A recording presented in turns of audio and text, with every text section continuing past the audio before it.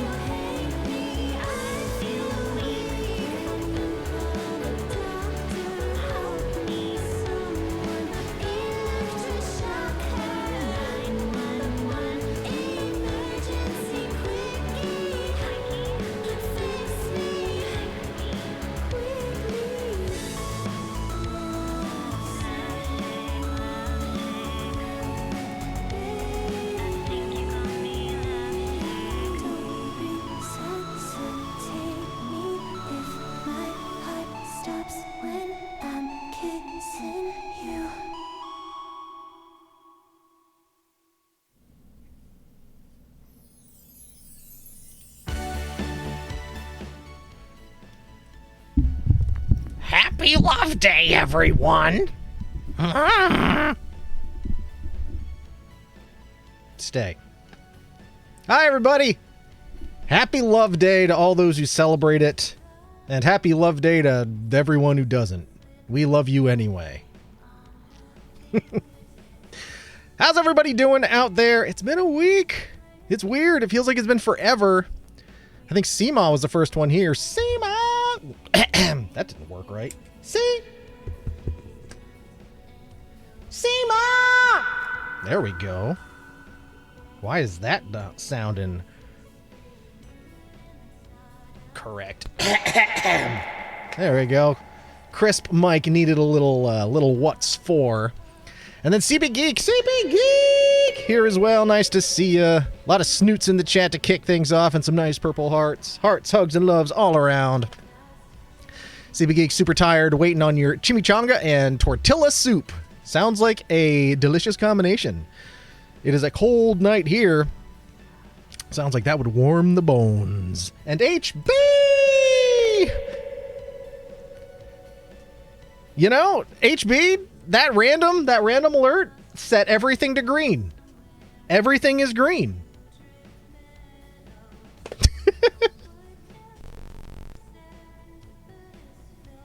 Anybody else just hear that buzzing? Is that the government in my head? Do I have a tumor? Maybe that was just me. Well, welcome in, everybody. Welcome in, HB. And then Jim is here as well. I know you liked the concert, but how was the flick? Oh! I had to think for a second. I was like, I know I went to a concert. What? I didn't go to a movie. It's like, oh, wait, I did. Last night. Captain America Brave New World, Cap 4. No spoilers here from me. No spoilers here from me, I promise. I'm not one of those people. But what I will say about it is if you are a fan of the specific style of political thriller that was pretty popular in the 90s, then you'd probably get down on a lot of this movie. Because most of this movie is like that, is one of those really tight, like, cameras right in on the actors' faces political thrillers. And I don't mean to say it like, oh, if you liked Air Force One, which also had Harrison Ford playing the president, then you will like Harrison Ford playing the president again. And he is on Air Force One for part of it. Wait, is he? I don't know. Anyway. But I enjoyed it. It is, in terms of where it sits in the Captain America quadrilogy at this point, it's definitely not better than Winter Soldier. And it's not better than Civil War. As to whether it's better than Cap 1, the first Avenger, I don't know. Weather depending, I'd like to go see it again this weekend, because I like to see it at least twice before I firm up my opinions, because there's always stuff you're going to miss. There's always stuff you're going to miss on just a single viewing. But I want to go back and see it again. There's been other movies that is just not something I've wanted to do, but I definitely want to go back. I enjoyed it. I made myself sit there the last 40 minutes really having to pee but not wanting to get up and miss anything, so we'll leave it at that. It's not easy being green. Last week I had a blocked septic pipe that ended up backfiring into your basement. Oh god, shitty weekend, literally. Got that solved Monday. Well, okay, well at least I didn't have to wait too long for it, but damn, that sucks. That sucks, buddy. And I know, like, septic shit ain't cheap either. So hopefully it wasn't too big a deal. But yeah, movie, I enjoyed it. Looking forward to seeing it again. Definitely not peak MCU, but also not the worst movie I've ever seen. Like I said, it's not better than the two best Captain America movies. Like, Winter Soldier and Civil War they're way up there. But that was a whole different era. But movie was good. Concert, the reason I wasn't here on Tuesday, as I explained, was I had my VIP experience and concert in Boston, seeing the wonderful Lauren Mayberry. And Jim dropping that gift on us. Got drafted by Jimmer today. Jimmer today gifted a tier 1 sub to Kyoto_Ru. Thank you so much for that gifted sub. Greatly appreciated. Starting to love on this love day. Oh, and another one, back to back. Velvet Phantom _ got drafted by Jimmer today. Jimmer today gifted Well, thank you for the double deuce. Velvet Phantom _ Greatly appreciated. Greatly appreciated. CB Geek said, I assume you were talking those Captain America movies. I assume you enjoyed those. Wait a second.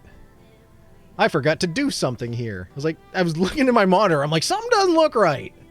Because one of the lights is not on, but then another light is not on.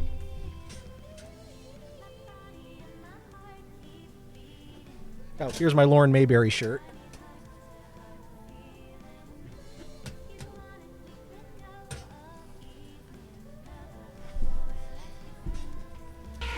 The internet is not a big truck. The internet is not something that you just dump something on. The internet is not a big truck. The internet is a series of tubes. The internet is not a big truck. The internet is not something that you just dump something on. The internet is not a big truck. The internet. It's not a big truck, but there is a hype train incoming. It just requires one more person to either drop a sub or gift 100 bits. Be a love day hype train if we get that rolling. Massive commercial purposes. Big truck. Both halves of the heart. Oh, thanks, Jim. Enormous series of tubes. Your own personal internet. The World Wide Web.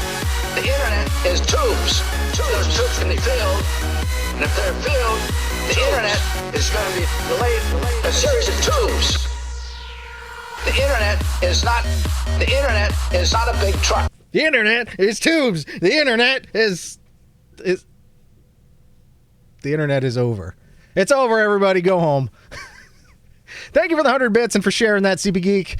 And thank you for the 2 gifted subs. Thank you for the 2 gifted subs, Jim. 2 halves of the heart. Greatly appreciated. Hearts, hugs, and loves. That brings us one other person away from if they want to kick off a hype train with 100 bits or a gifted sub. Again, no pressure. We're just sharing the love here. We're enjoying it. We're enjoying the things. Yay, foods. Absolutely. Absolutely. Enjoy that chimichanga and that tortilla soup. But speaking of foods, beverages, food and beverage, they are the same category. Seema kicking off the hype train with a picture of a goddamn hot dog. But for some reason the graphic didn't play. Oh well, we'll take the love nonetheless. I just want a picture of a I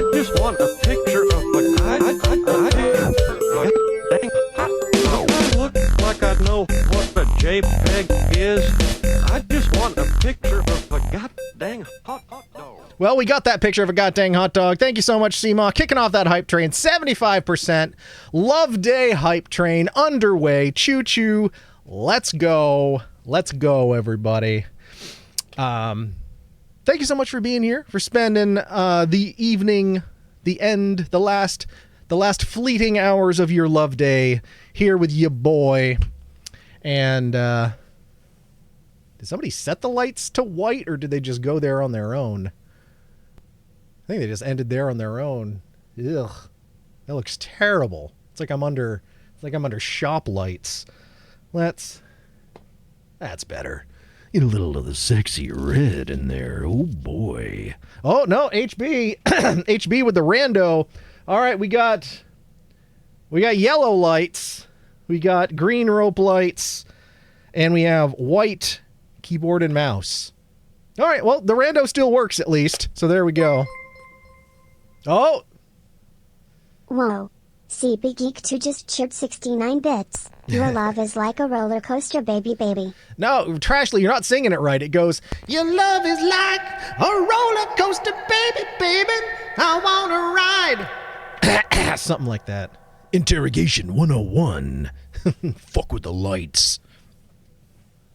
But thank you, everybody. Greatly appreciated. Absolutely appreciated. So, yeah, speaking of food and drink, because those are the same thing. I mean, one goes with the other. We debuted our box of pork last stream, but we got something else new that we're going to do on this stream. And I finally, this is a limited run, but I don't know what they mean by limited. But I found two cases of it in my local grocery store, and that is Polar Small Batch Dessert Cart Edition. So I pulled two of the... Shh, I'm trying to talk here. So I pulled two of the flavors out of the dessert cart box, and we've got... We're gonna unleash the dessert fury. Don't you wait. Don't you worry. That's the word. Worry. I forgot the word. We have Polar Seltzer Dessert Cart Apple Crisp and Polar Seltzer Dessert Cart Cinnamon Bun. So we're going to try these out tonight. I'd like to crack one of them right now, but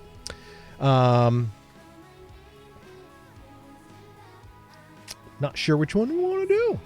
Well, what do you think? What do you think, people? We don't need to do a poll or anything, but what'd you think? Cinnamon Bun or Apple Crisp? What's the better starter and what's the better finisher? I'm inclined to start with the Apple Crisp and end with the sexy Cinnamon Bun. That's my thoughts. But what do you think? What do you think? But I hope everybody, whether you celebrated your love day or not, I hope the day was fine. I hope it was fine. I know it can be a miserable freaking day for a lot of people. For me, it was, I got to work from home today. My typical work from home Friday, which was nice. I also got to work from home yesterday because the freaking ice storm that came through early in the day. So I got 2 work from home days back to back. And on top of that, I found out in my department meeting this afternoon that I'm on a 3-day weekend. So Moda Truking and Paul got drafted by Jimmer today. Jimmer today gifted a tier 1 sub. Jim to Moda dropping Truking another and sub. Paul. Oh, I think it just missed the hype train to keep that going, but thank you so much, Jim. Moto Truck and Gunpaw. That's a hell of a username. But thank you so much. That's 3 halves of the same heart. Don't ask how it's possible. It is. It's just how we roll. But thank you everybody who contributed to that hype train. Thank you, Jim, for the gifted subs. The two plus the 3rd one that came just after it ended. Thank you, Seema, for the 100 bits. Thank you, CB Geek, for the 100 bits. And thank you, CB Geek, for the 69 nice bits. And just thank you all for being here and hanging out. Y'all make this worthwhile. No, we're deep into hype train level 2. Just ended.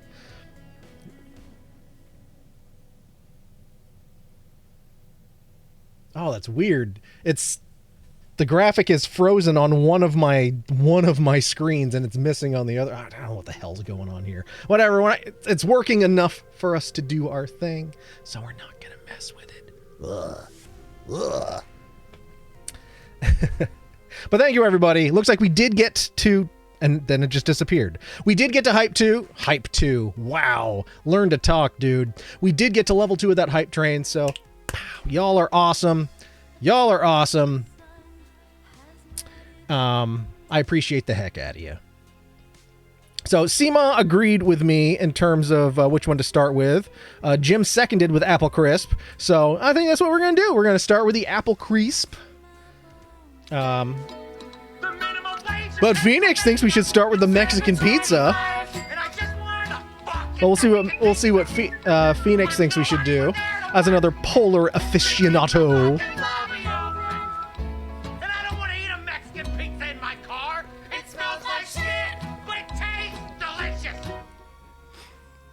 Phoenix, welcome in.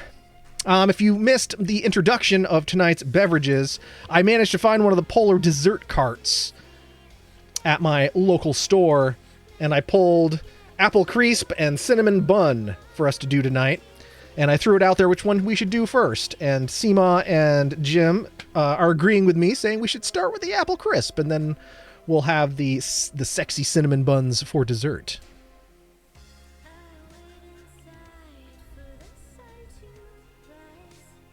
Start with the tasty one. I haven't had either of these, but it feels like apple crisp. It will be a nice starter, and cinnamon bun seems like a better finisher. You know, finish in the buns. I retract that previous statement, but the sentiment remains. What did you eat for dinner? I ordered a sandwich from the local pizza place because I couldn't be arsed to cook. So, and that was more like a combination of late lunch and early dinner. I was still on the clock when I went and got it. So I was like, whatever, the sun is out. It was nice blue skies, sunshine out. Little chilly, but nonetheless, I was like, I want to get out even just for a couple minutes of sunshine. So that's what I did.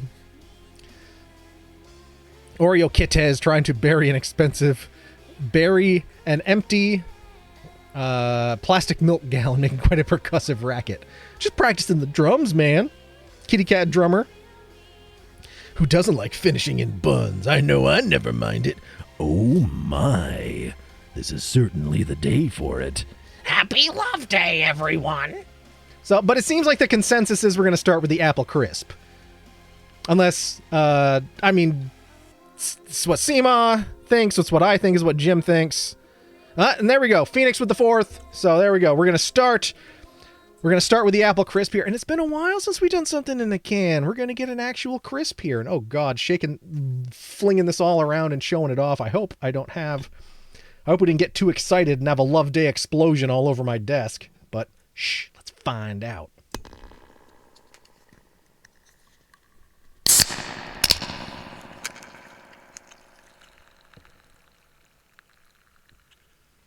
Crispy.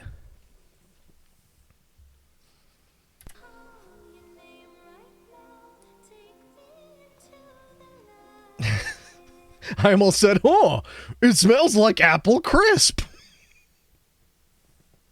I am Ric Flair! Oh, it's coming up out of the can. Oh, jeez. Woo, woo, woo, woo, woo. Lamp shows up and oh God, it's like volcanoing. I got to drink it now. It was just like blub, blub, blub, blub, blub, blub. It's like when you flush the toilet and the water just keeps rising and rising and rising and you're like, oh no, oh no, oh no, no, no, no, no. I earned a hype chest. What did I earn? Ooh, I earned a button smash emote. Choo choo. Well, thank you for the hype train, everyone. I got me a button smashing emote. Hell yeah. Well, welcome in, Lamp. Welcome in. Lamp just got out of Captain America Brave New World. All right. Well, spoiler free. What did you think? Damn it, Lamp. I'm not even done reviewing it yet. What is this Mario Party madness? And I also earned finish my drink. So Lamp conveniently sleeps through having to eat the breakfast ramen last night. And now he's making me finish my drink. Well, I'm going to take your snoots. But I'm going to at least finish describing this before we give it the old chuggaroony. I'm at least giving myself that. Because it's Love Day. You can't just stampede for it. You can't just throw it all down your throat once you've gotten it going. You got to at least pretend to pay attention to it. It smells like apple crisp.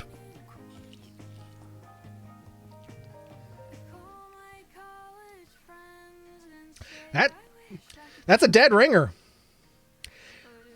For like a cafeteria apple crisp, like canned pre-seasoned apples, but the homemade crunchy shit on top. Not like made with love and baked in a dish. It tastes a bit like a cafeteria apple crisp, which, truth be told, is still fucking good. So, all right, Lamp wants us to chug this to finish our drink. So, who are we to deny? Happy Love Day. Happy Love Day, everyone.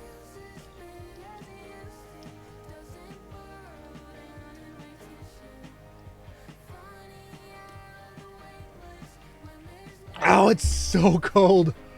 It's so bubbly. Oh, I don't like that. Ugh.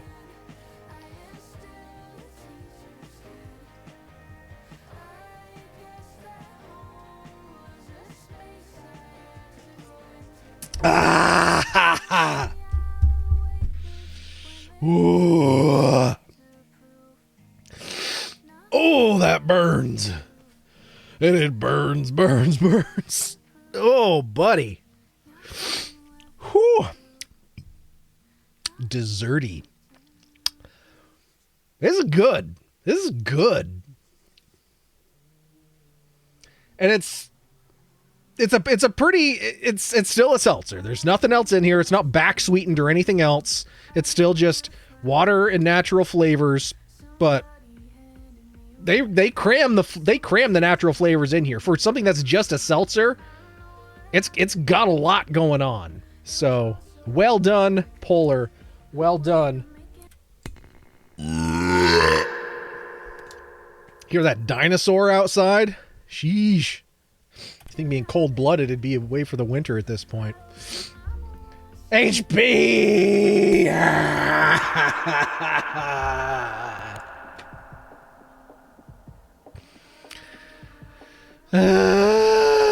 HB has redeemed Burning Ring of Fire. God. Well, HB wanting to make us feel all hot inside. So, blame CP Geeky, and he instigated it. So, are you daring someone to throw Ring of Fire? Oh, I know I wasn't. I was riffing. I was riffing on the experience, and it backfired in brutal glory. So, I have no one to blame but myself. So, all right, we take the lid off. We'll queue up. There's a button for this, isn't there? There is.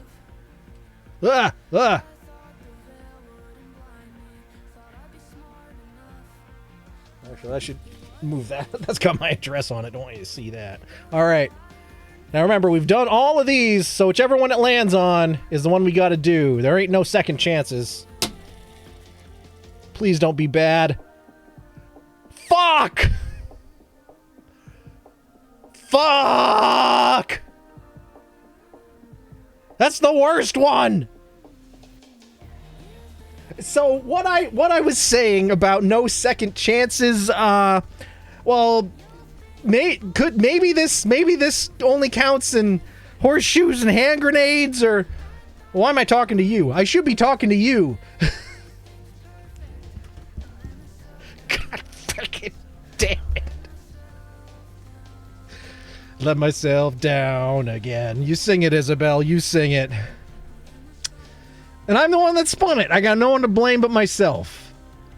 All right, well, we're taking your snoots. Hey. Everything's gonna be okay. No, it's not. Everything's gonna be okay. No, it's not, Lamp. It's not. Everything's gonna be Did you see what we did? That's a 1 and a 2. It's not 1 or 2. It's a 1 and a 2. It's a 12. It's not gonna be okay. Ah!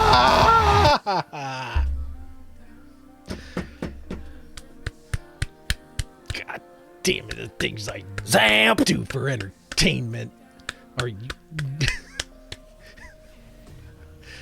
Lamb showed up and chaos ensued. It sure did. It sure did. Choo-choo, your apple crisp is liquid in the cafeteria. I rated into nothing last night. What gives? I'm just making sure I'm not missing any chat here. I am still going to do this. They're saying the song first. Guess we get some Love Day spice after all. Oh my. Oh, here comes the chaos and the riots. It's a Love Day. It's the famous Love Day riots at 25. They'll be talking about it for decades to come. What started with a nice little sipperoo of apple crisp pain water turned into a flaming nightmare. That tasted like apple crisp and sandwich. You ever put level 12 hot sauce on your apple crisp? Well, we're going to find out what that tastes like. And for a reminder as to what this has in it, this is water, jalapeno pepper, habanero powder, ghost pepper powder, scorpion pepper powder, Carolina Reaper powder, 3 times capsicum extract. Capsicum extract is like the pure essence of the devil's butthole. And this is 3 doses of it. It's just like, we can't go any hotter. So we're going to take what science has distilled down to pure hellfire and give it to you 3 times. Open-faced club sandwich. Jeez. And I got no drink to go with it. We got that cinnamon bun. We got this one, but this is for later. I do have a room temperature soda stream Pepsi here, so that'll have to do. Pepper spray on steroids.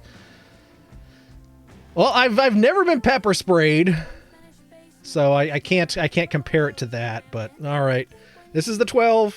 I'm not fooling you. As soon as I open it, I'm not going to take it off camera until it's on the spoon. There we go. That's open. I'm going to make a very bad choice and just give it the tiniest little sniff.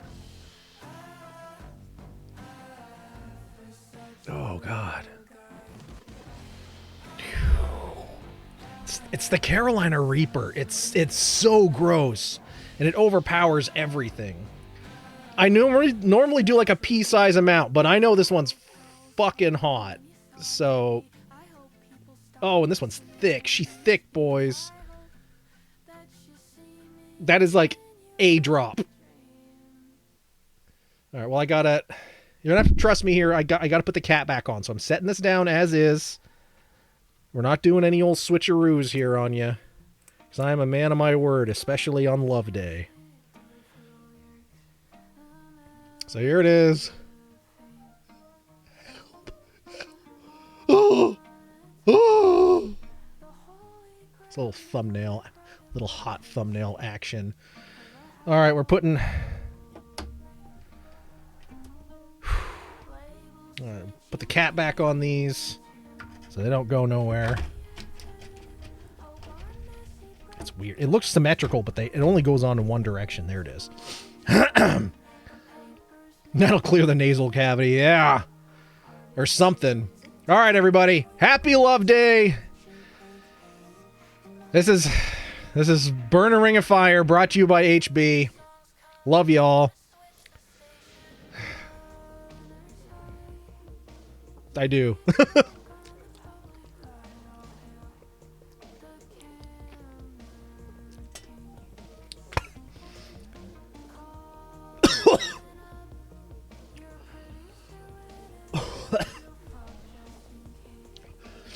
Oh, it's so bitter. Oh, that'll clear your ass, chaps. Oh. Well, I'm hoping my saving grace was that the sandwich I got for lunch dinner was buffalo chicken, so I'm hoping some of my spice receptors are still kind of like. Oh. I can't finish that sentence. It's so hot. Ooh, oh. It's just like, it's hot and it's stabbing. And look how red my face is. Lights are yellow and blue, so it ain't coming from the lights.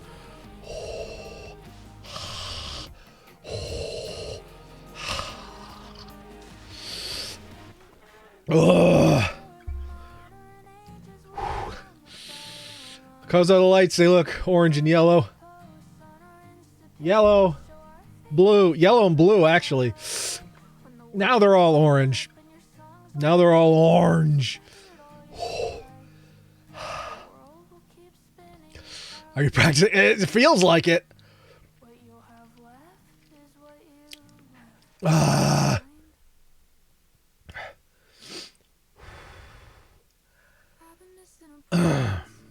Red Hulk. Now I'm going Red Hulk.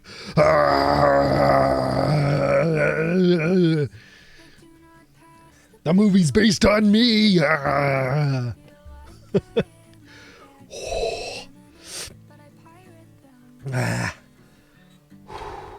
think we're rolling off now. I think it peaked.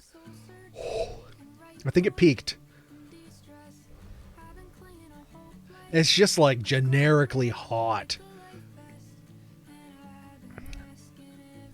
You get the sharpness from the scorpion pepper, the acrid bitterness of the Carolina Reaper, and just the overwhelming flat heat of that capsicum extract. Ugh. Hulk Verde or Hulk Roja.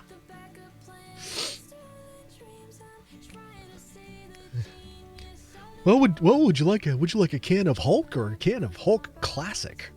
New Hulk or Hulk Classic? All right. I think we're good. It's like the red has faded or the camera adjusted appropriately. All right. Whew, we're coming off the edge from that now. I think we're safe. Although this may be a bad decision, but we're going to throw a little of this room temperature Pepsi Zero on it, see what happens.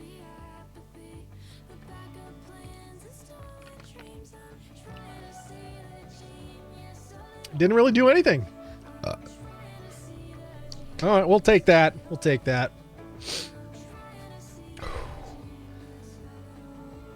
All right. The red. Well, it filters through. I understood that reference.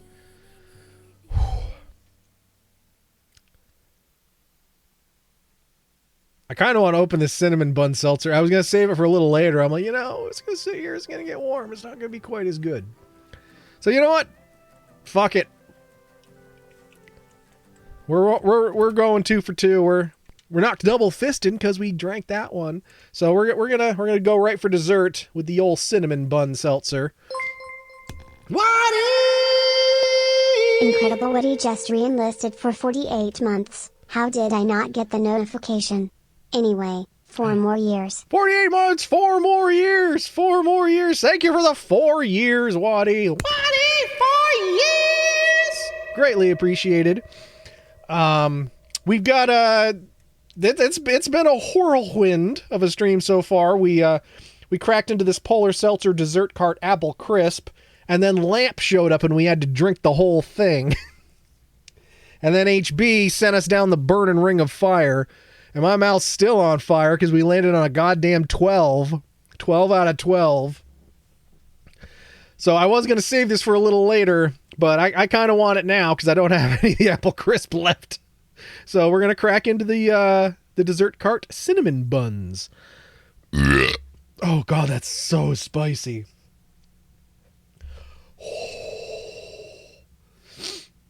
I'd vote for Eric. Well, I appreciate that. All right, let's get a crisp on this because we can.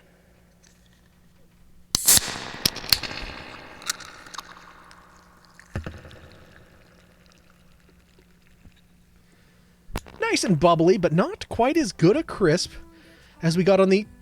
It's because it's apple crisp. So, of course, it was going to be a better crisp. And I'm just now putting that together. But now we got cinnamon buns here. Because we started with the apple crisp and we're finishing in the cinnamon buns. You heard me. God damn, no. We literally did that 17 minutes ago. I haven't even taken a sip from this yet. And Pudge has shown up and thrown in a finish your drink now. I could have sworn I put a limit on that to 1 per stream, but apparently I didn't. Otherwise, you wouldn't have been able to. I guess this is a me problem.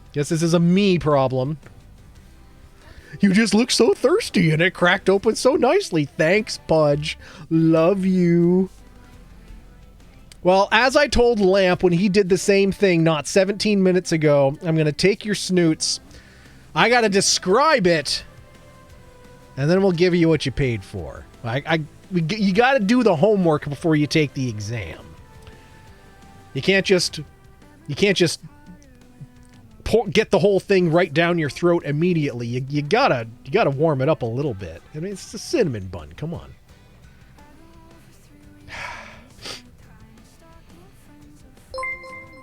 This doesn't smell as good as the apple crisp. Whoa. Mare Bear Panda Booty just cheered 1 bit. Swiggity swah ooty. Spiggity swah ooty. Mare Bear's backing up that booty. How are you, Mare Bear? Happy Friday. Hey, don't look at me like that. I'll punch you in the goddamn throat. You already did, Lamb. You already punched me in the goddamn throat, making me finish that apple crisp. All right. Well, this doesn't smell as it didn't smell as the apple crisp. It kind of smells like a generic cinnamon scented candle, so I'm not entirely sold on this, but we'll see. Sláinte, everybody. This is just going to be a sip because we got to chug sugaroo.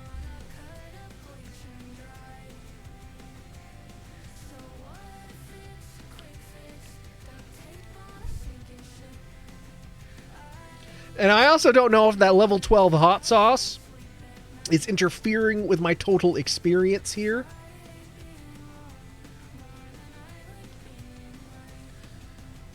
But this flavor is not as big. It's not as, like, oh my god, dessert cart as the other one. This kind of just tastes like a cinnamon Yankee candle. Like a cinnamon bun Yankee candle. Not that I've ever eaten one, but, you know. All right, well, drinkable candles, Eric. I'm not finishing my candle. That doesn't exist. Now you tell me. That's why my schooling was a failure. All right, well, for Pudge, everyone, we got to finish this bad boy, too. So, over the lips, past the gum. Please don't throw up. Here I come. Happy Love Day.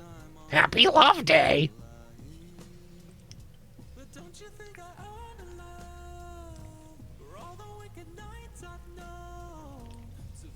Ah! Oh, the bubbles are extra spicy after all that hot sauce.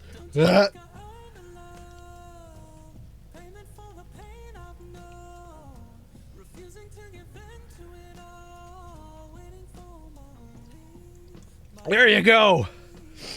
We done chugged 2 of them.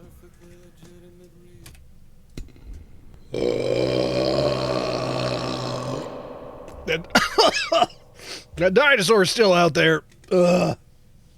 Go get him, Trashly. Get him off my yard. Oh, God. Ugh. It's sandwich and hot sauce and apples and cinnamon. Oh, my. Ugh. That reactivated all the hot sauce in my mouth. Now, like, the whole roof of my mouth and everything is like is re-spicified. I can't explain it. It had gone away and now it's back in hot form. Oh man. Well, thanks for being here, everybody. Spending your love day with this maniac who's just willing to, I guess, put everything in his mouth that you tell him to. Terms of service. Anyway, let's see what we're missing in chat here. And jump in the buns, Eric. Done and done. Lamp, we did it. A turd sandwich would be a better candidate than we currently have, but I mean, like, Eric is a better qualified than most of the potential candidates we've been given over this last election.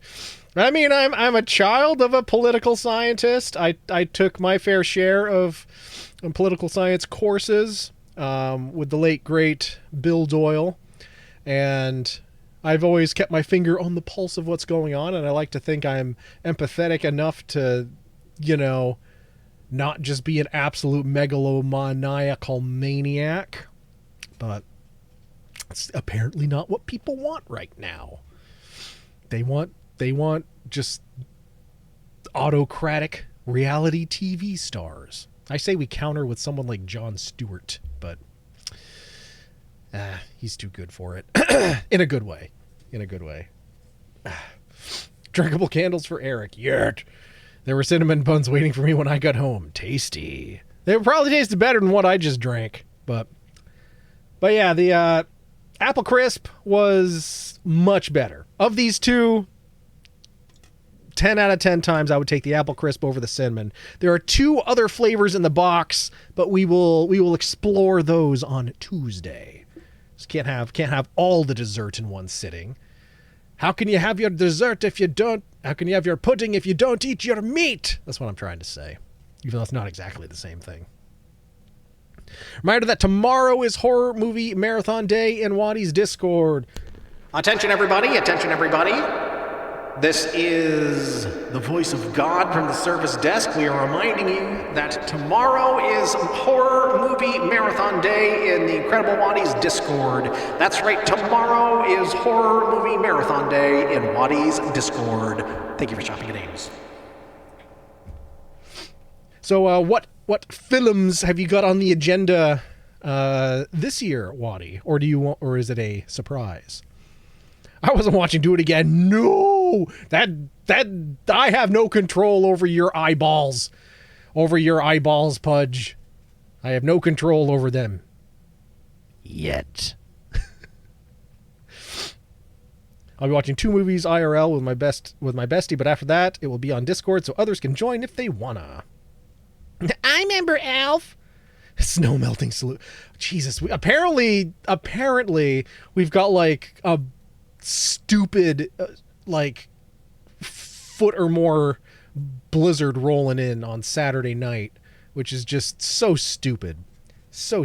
But I also, like, around those same times, apparently 18 years ago today, when me and Rickshaw Tom and Lamp were just fresh-faced college babies, there was like a 2-foot nor'easter that rolled through, and we filmed and released the very first YouTube video I ever made, which spawned a series that we somehow think about every single year. So, but that was 18 years ago today. Believe it or not. 18 years ago today, Snow Days 1 came out. How... It's a legal adult. Fucking Snow Days is a legal adult. How ridiculous is that? The answer to that question is very, very ridiculous. In fact, before we jump into our game for the night, maybe as a celebration and remembrance of that day, we should look back in time on Snow Days 1 and check it out here on stream for people who may not know what it is I'm talking about. So, Jesus Christ. I can't believe it's 18 years. That is just wild to me. It's absolutely wild. Where'd the music go? That's better. Should play the video for all. Yeah, I'm going to pull it up now. Because why not? You got almost 2 whole inches and your work has been shut down for 2 days. My condolences. We got several inches of snow followed by freezing rain. You had 2 days off of work this week. Yeah, we had snow and sleet and freezing rain, and it was kind of just business as usual. And I was just, and I was like, well, I just kind of don't feel like driving in it. So I told my boss, I was like, I kind of just, yeah. So I got to work from home on Thursday. So I got two work from home days this week. So no complaints from me.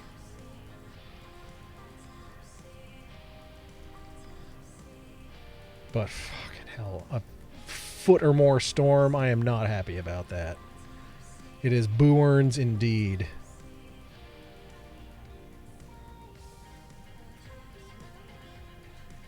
Alright, just trying to find this link here.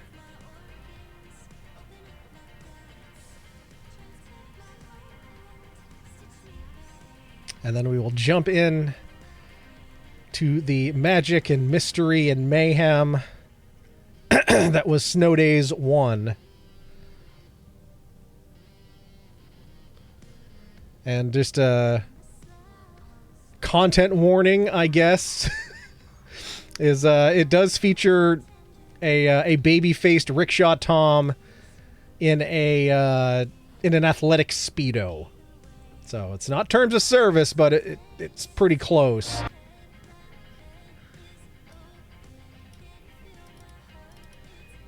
But it was the style at the time.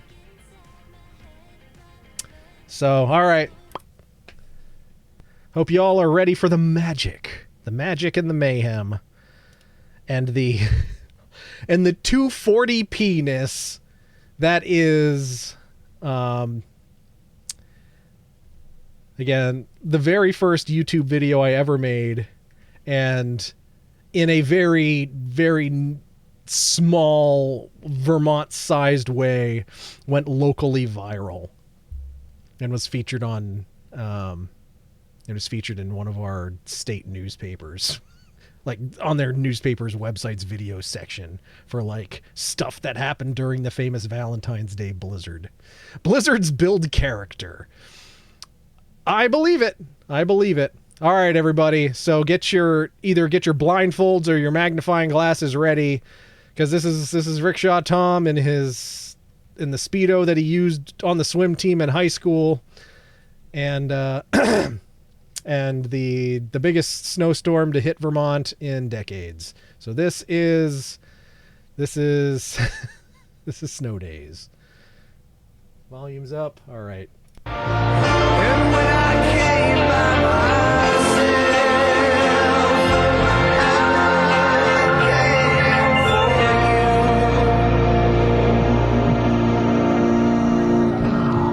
He's not naked. He's got a Speedo on. You're wondering why I'm dressed like this. Well, the current situation here is we're living in northern Vermont. We go to school up here, and for the first time since I've been here, the entire school has been shut down due to a major blizzard. So I think I'm going to need something to warm me up before I cool down. Yukon Jack. It's the devil. My buddy Yukon Jack helps the Canadians keep warm on them lonely nights. I don't entirely believe that statement.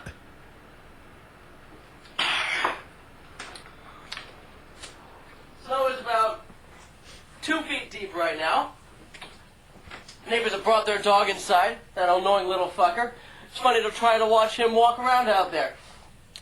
But you know what?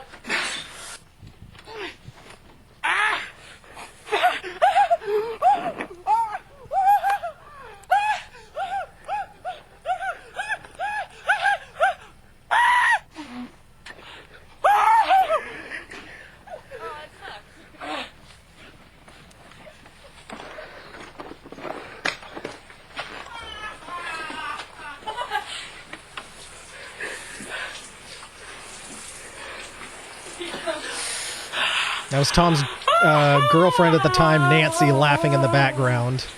I'm just gonna lie here for a minute. Oh, that's good. And a ninja was born. Welcome in, Cat Dad. You know those flight or fight reaction things most people are born with, and they know to stay in when it's cold? I don't think I have that. I'm that guy. And there it is. We're gonna copyright music. We're gonna turn that down. Back when people could basically get away with putting whatever you wanted audio-wise. Nancy is laughing girl in Girl on Porch. 2007. Good God. Back when people used intros and outros and like, you're like, I'm professional. I am making video. And I did all this in fucking Windows Movie Maker on Windows XP. Oh, man. Those were the days. For better or worse, those were the days. Those were the days. I think that would be characterized as the Yukon Jack-Off.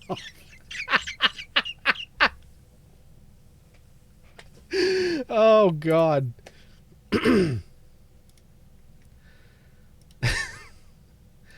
Well, yeah, that was Snow Days 1.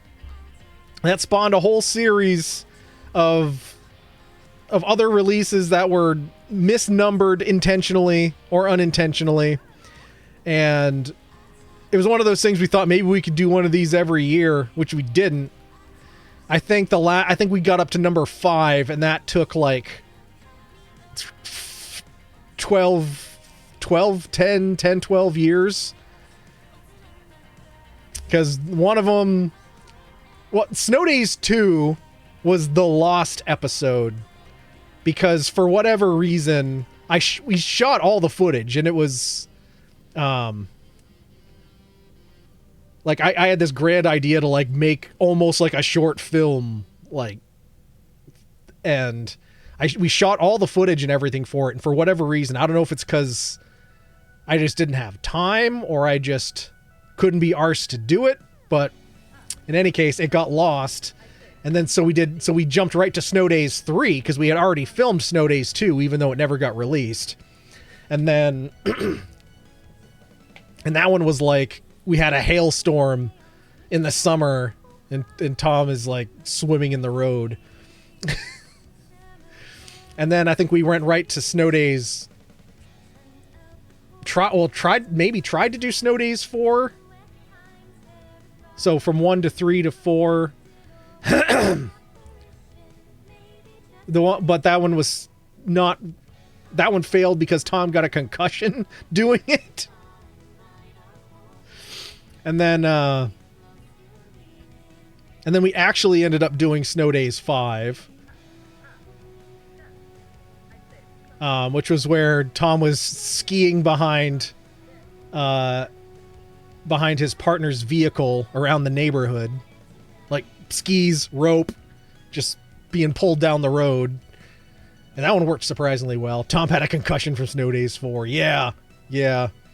And for that one, I have a whole bunch of footage that was shot for it, but the only thing that really made it out was just the tiny little clip of where he got concussed. And I didn't think to film any of the aftermath where, like, because we didn't know he got concussed, but like an hour or so later it was pretty clear. But he still, rather than like, should we go to the hospital, even though like he thought I was lying to him by telling him what the day of the week was, because he didn't believe me. And then he wanted to go do comedy. So instead of going to the hospital, we went to the open mic, and he tried to do stand-up comedy while concussed. And yeah. So there was a weird release thing, and then I rediscovered all of my Snow Days 2 footage. So I ended up retroactively just editing Snow Days 2 together, and then the one that I thought was just too weird and wouldn't make sense and would never see the light of day, turns out I think it ended up being the best one. And that one apparently was finally released yesterday, a couple years ago. So we're a day past the anniversary for that. So maybe for comparison's sake, we'll show you Snow Days 2 as well. 'Cause I think that one was the best one. And that one apparently was finally released yesterday, a couple years ago. So we just we're a day past the anniversary for that. So maybe for comparison's sake, we'll show you Snow Days 2 as well. 'Cause I think that one was the best one. And that one apparently was finally released yesterday, a couple years ago. So we're a day past the anniversary for that. So maybe for comparison's sake, we'll show you Snow Days 2 as well. Because it is more like a film than anything else, I think. And then I swear we'll get over and we'll start playing the Colonel Sanders dating simulator, because that's the big plan for tonight. But I think if I can navigate the browser version of this, we should be able to find it. Screw it, just show all of them. I mean, it's not a whole lot, so we theoretically could.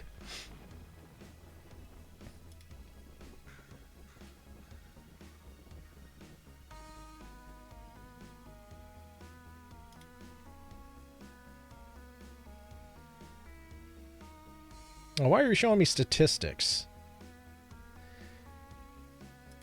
My mistake here, which I thought was a good decision, was Snow Days 2, despite being my favorite one, I didn't actually put that one on YouTube. I put it on the Facebook page for News of the Caffeinated, because I was like, this seems like a good thing. Well, it'll be an exclusive for News of the Caffeinated. Oh, here we go.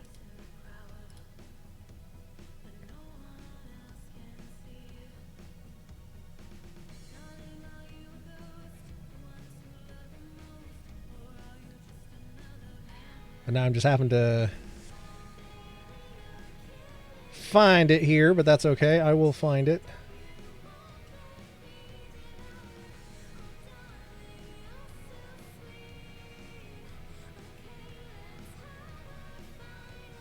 There it is.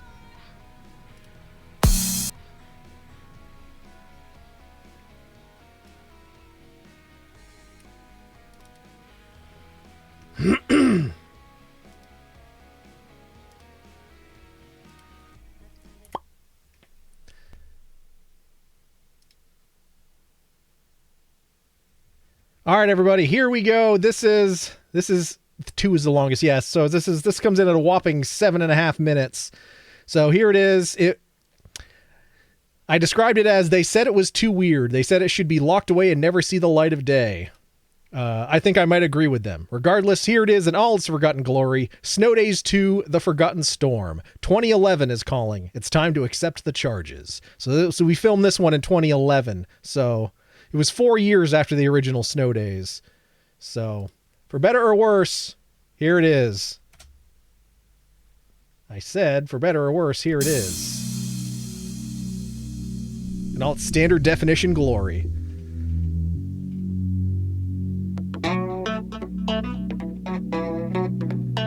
There's your boy.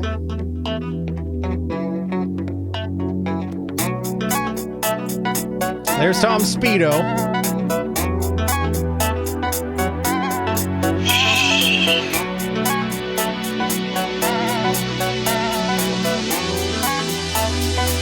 Hello. You're probably wondering what.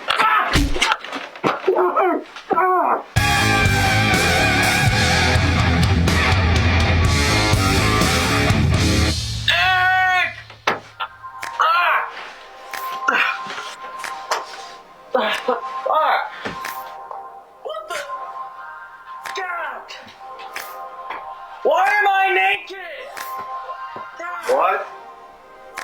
Why am I? Oh god, that's Tom Ass. I did laundry. For me? You know what they say. Oh boy! God damn. This is so fucking weird. Question. Answer. What is it doing outside right now? Record-breaking snowstorm. No. Say it isn't snow. Yes. Snow!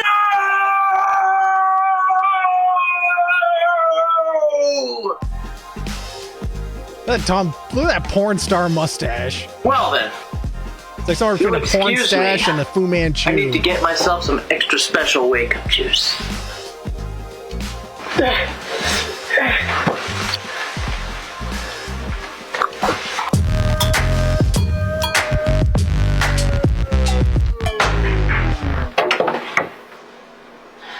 No.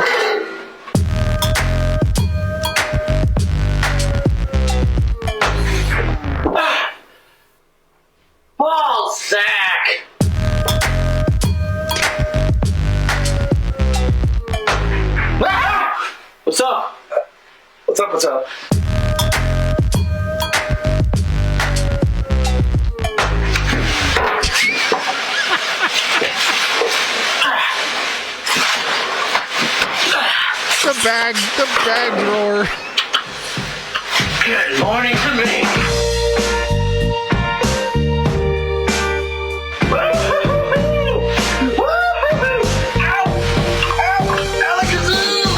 Alakazoo!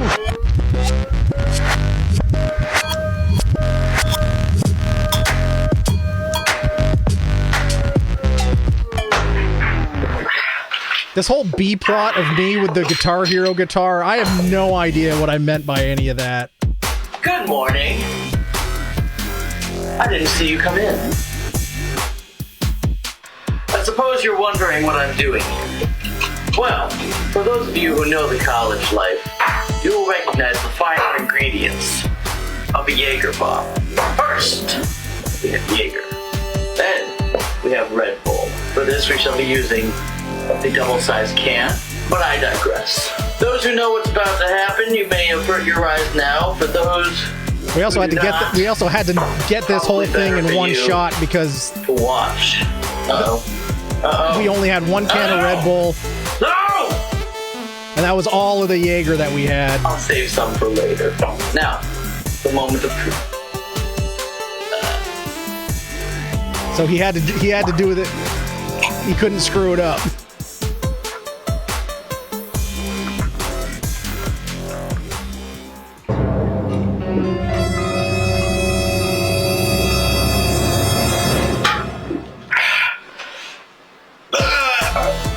The awkward moment is when the shot glass hits your nose.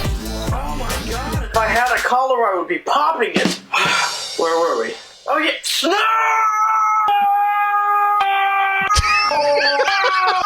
Glitter balls.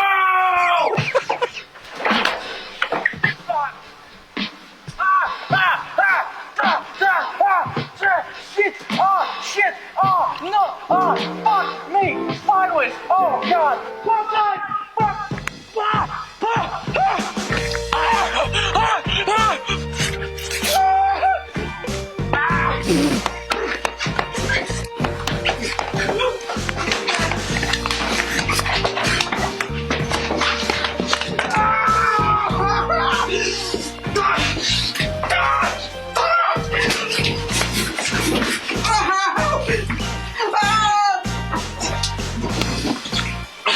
So if any of you ever thought like, it would have been cool to go to college with Eric and Tom and Lamp and everyone. This is what you would have been subjected to. The weird thing is, it's only bad from here down. So on the whole, I'm okay. I'm okay.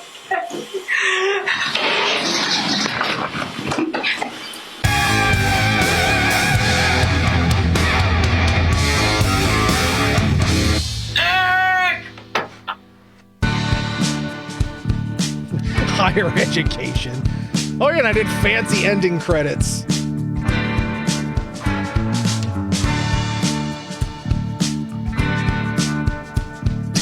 Alakazoo!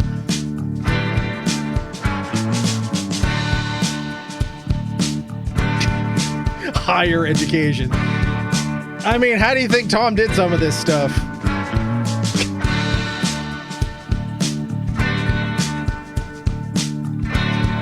And I'm not muting this one because this is a song I wrote.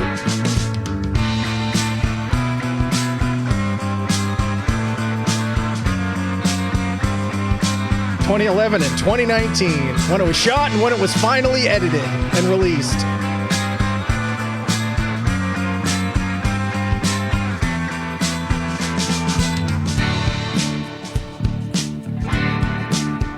Oh shit, I did outtakes and shit. I forgot about this.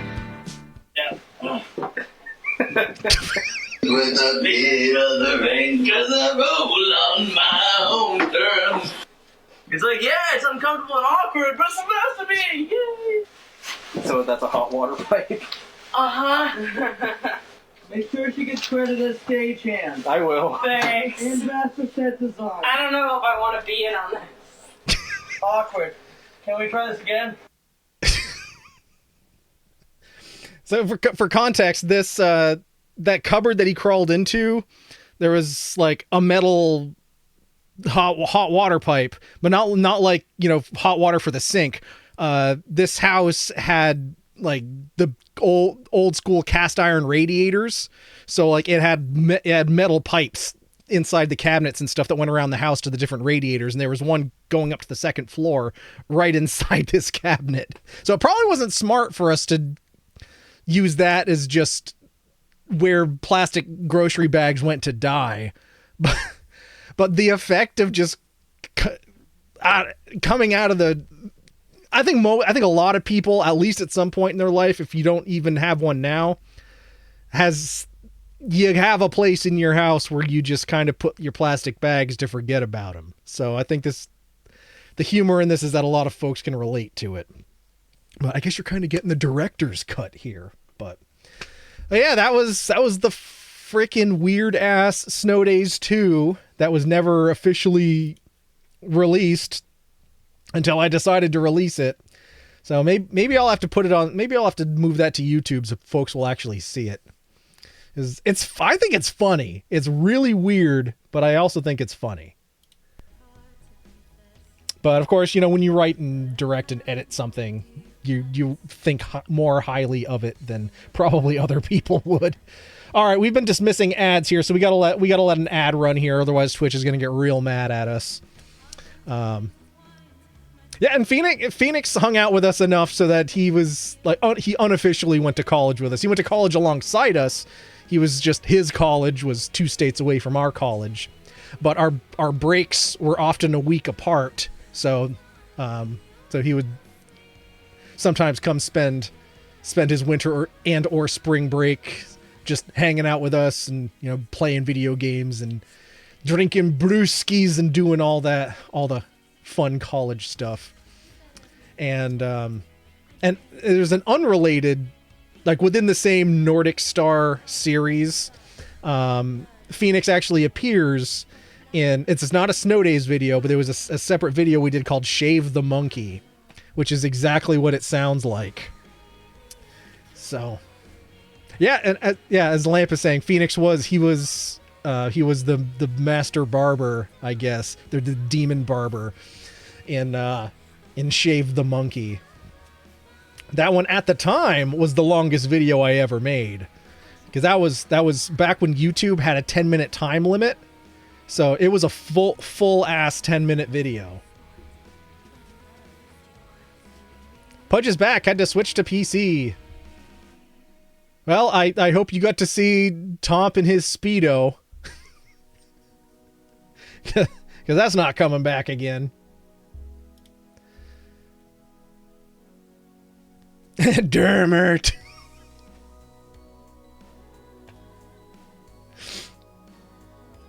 But yeah, so that was Snow Days 2. I really think I upped my game on it, and ad break is over. All right, welcome back, everybody.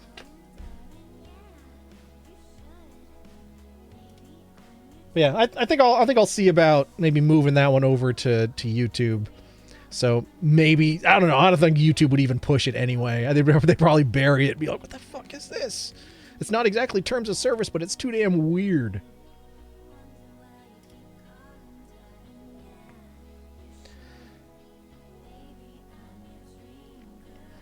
All right, so I can't really play you Snow Days 3 because for whatever reason the audio got biffed.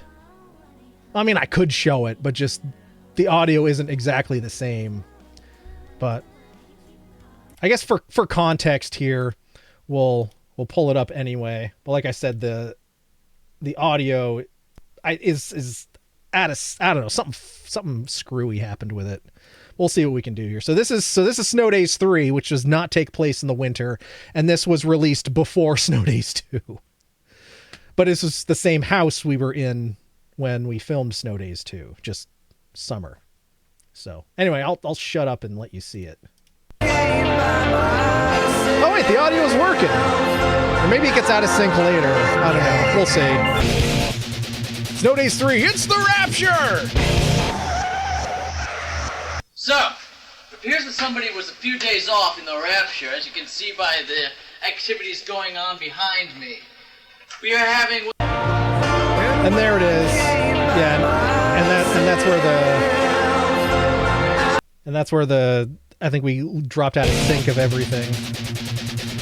So Tom is talking about the rapture. It's a massive amount of hail, a crazy amount of rain. So he just ran outside. You can see the lightning in the background. He's going to show us some of this like pearl onion sized hail, if we can even see it. It's pretty big hail, some of the biggest I've ever seen.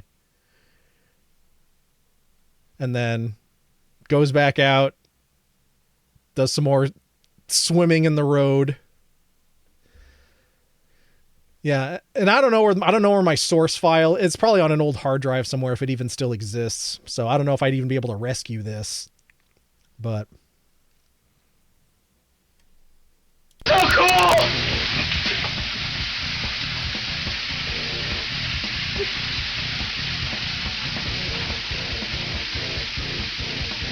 yeah, because this audio's way out of sync here. Clearly, you need to just redub it. Yeah, I mean, a hail of a performance. Strike me down!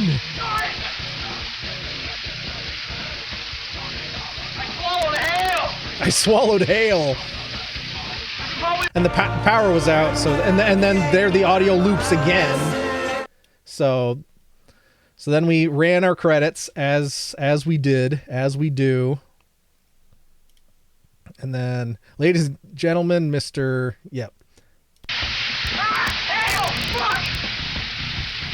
We've got mini onion-sized pieces of hail! This is so cool! Because we were hoping, because it was pretty deep, and we were hoping he'd actually be able to float down the road. Why do I not remember this as Mare Bear?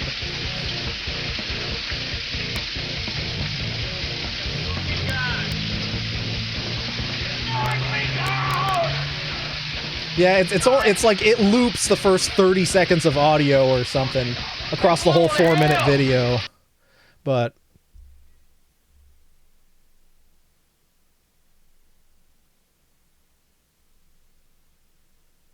after what seemed like an eternity, I think one of the neighbors came out and was like, "What the hell are you doing in the road?" So I have no idea what these final words are, because at this point the audio just completely stopped. Oh, that's my old 92 Honda Civic there. Drove that car into the ground. Freaking love that car. All right, so that was Snow Days 3. I think of all of them, Snow Days 3 is probably the worst, just because of all the technical problems and like, yeah, it just didn't fit the whole aesthetic. But it was a few years after that, 7 years ago, that we finally got the band back together and decided to do Snow Days 4, which was going to be, much in the vein of Snow Days 2, a much more scripted, lots of different camera angles sort of shoot. But that all got thrown by the wayside because of the concussion. So that's it ended up being just a 90-second video that's basically just the concussion. But on the plus side, it is Snow Days' first foray into HD video. Everything else was 240p up to this point. But of course, enough time had passed. So here we go. This is Snow Days 4 Snowpocalypse. AKA Tom gets a concussion. I don't know if I can do this. I better take some precautions. And he puts a fucking helmet on. That's the thing. It should have been a warning. For the Special Olympics! Because context, this was Tom doing the ice bucket challenge for the Special Olympics. He's wearing his Wii shorts, so we didn't see his Wii. And one of these was hot and one of these was cold. What am I doing? Takes the fucking helmet off. That's cold! Cold one, hot one. And as we always did, here it is, concussion time. Ow! Ow! He fucking wheeze laughing. roommate Melissa opens up her door. Did something actually break? I'm literally fucking bowling balled himself into our recycling bin. All the beer bottles and everything went everywhere. I just had some extreme deja vu. No, that's concussion. Like, I think that may have happened before and given me memory loss. You did get memory loss. I hope you got that shot, because I'm not doing that again.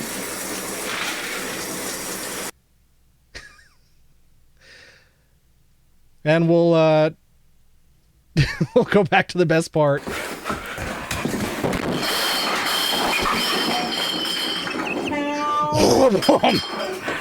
Ow! Ow!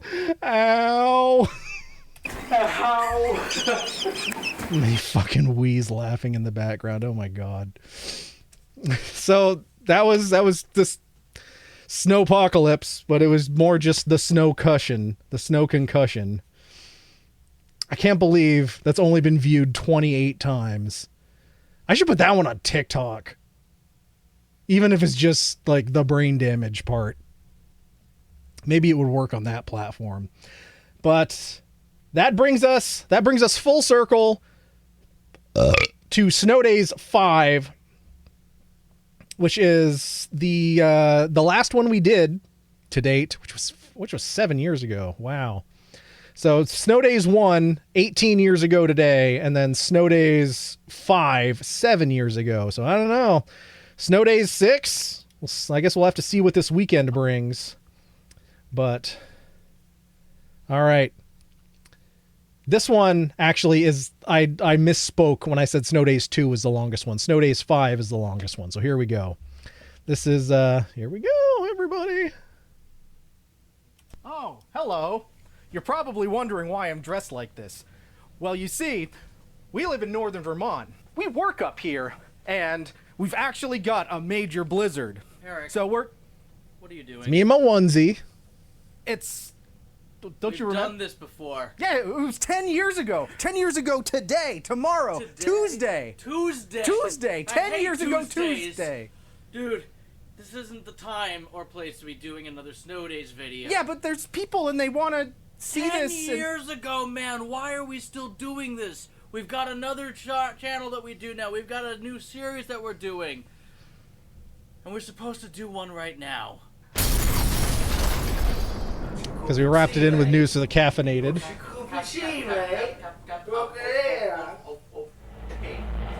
Back when we did, like, sit down at a table and review energy drinks.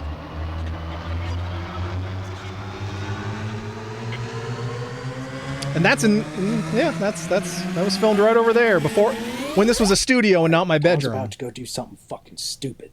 So, in order to make sure that he succeeds, we've got to make sure that he is properly warmed up before he cools down. So what we're going to do is we're going to take a little bit of the campfire, put that back into his body.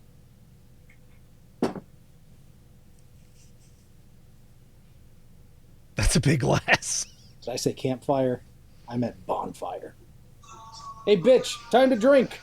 Fuck, what am I drinking? We got to help you warm up before you cool down. I was watching Bernie videos. So we're taking some of the campfire and putting it back in. Oh god, this is so big, no homo. Oh, did I say campfire? I meant bonfire. Fuck, fuck, fuck, fuck, fuck, fuck, fuck, fuck.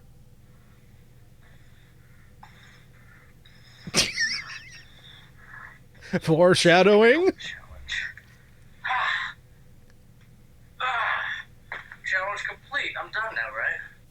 What the fuck was that? Oh shit, what am I doing? I have had one day on the mountain so far this year. You put alcohol in me! I need to make sure I didn't take my skis out of storage. Some of the most expensive alcohol you'll ever drink. And I'm still trying to decide. This one should have brought back the Speedo. Unfortunately, the Speedo is gone. It got thrown away. Someone convinced me over the years to get rid of my Speedos. So, I guess this is happening now. God damn it.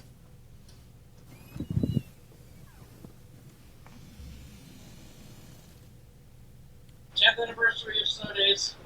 Can't let this go by. I've been training my whole 10 years for this. I've done fucking Rickshaw Cross America does the Penguin Plunge. I got this. Easy as fuck. Easy as fuck. Here we go.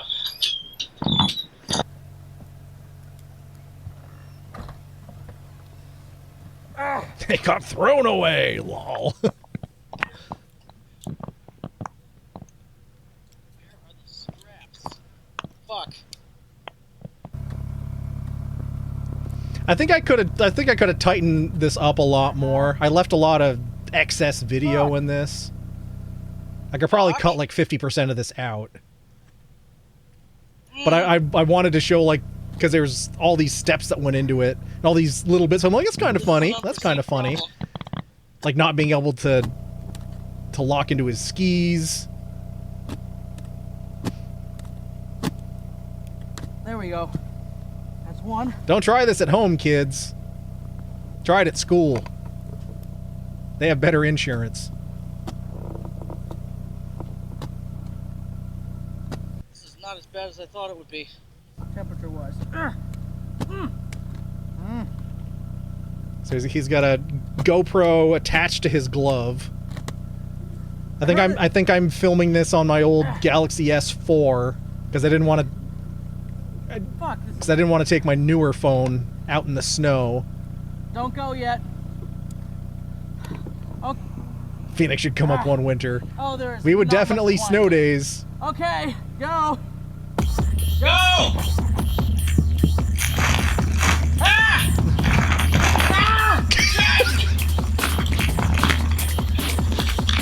Woo!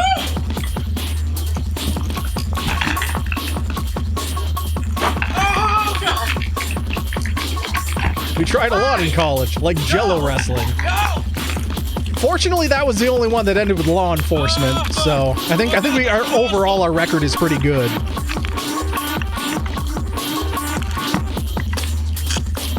I wish I had gone out and gotten other shots of this, but like all our snow days stuff, despite being like conceived and somewhat scripted out, it was very seat of the pants when it came down to like the hot action.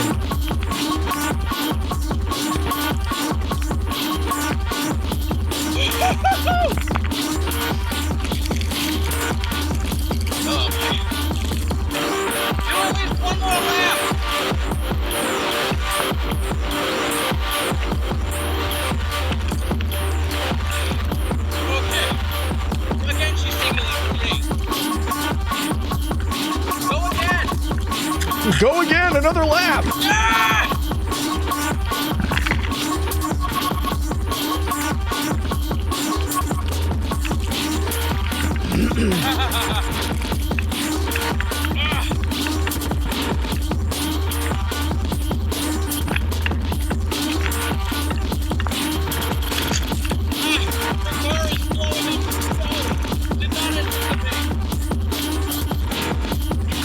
You missed that party. You're supposed to be DD, and how should I put this? I was occupied. Yeah, occupied.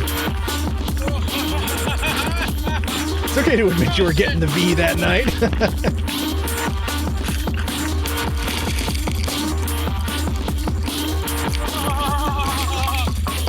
Yeah, it's just so much of this one shot. I wish I had like. Good, thank you. There's one of the neighbors commenting on him. Wish I had like gone and like, I don't know. You always wish you could have done. But like, that was perfect. How? Oh shit. Yeah, I was really proud of that shot. Not bad, not bad.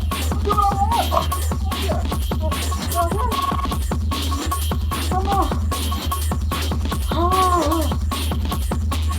Also, with the exception of Snow Days 4, each of the Snow Days featured a different one of Tom's partners. What's the code for? Huh? You got enough? As like background If I ever help. do this again, the main challenge thing I'm gonna change is not winding the twine around 2 fingers. That I'm lucky to still have fingers. No, you do. Okay, maybe the. No, I'm saying There's no, Nancy in really, yes. the first one. Fuck There's you. Cassie in Snow Days 2. And then this is Lyric here. Okay. I'm gonna jump in the shower. I'm gonna do something. I'm gonna go find a new girlfriend.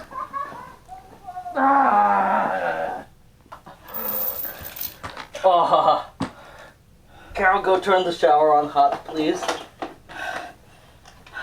I'd like to talk with the union, please. There's Tom's Bernie What are you tattoo. complaining about? I am currently peeing in the shower at this moment. Oh God. So, and now for my final thought. To reference Jerry Springer, another throwback from before the time of Snow. Rickshaw Tom in the chat, everybody. The shower's too fucking hot. Oh, I didn't think I'd say that, but my final thought is that was way fucking easier than I thought it would be. As long as you're able to do it. More like we did everything and there's no ideas left. And not just be like, I'm going, where's the momentum's taking me? I guess the important thing is like, even if it might seem stupid at first, at least give it a little safe-ish go ahead, because we know that there's no traffic on those roads, so why the fuck not? Ah, God, I feel like I'm fucking melting. I think I'm getting a cold. Fuck. Yep. It's all in my sinuses. Fuck. And to date, that's the final Snow Days. But again, with this massive storm coming this weekend, who's to say? Cool, I get here and first thing I hear is a list of my exes.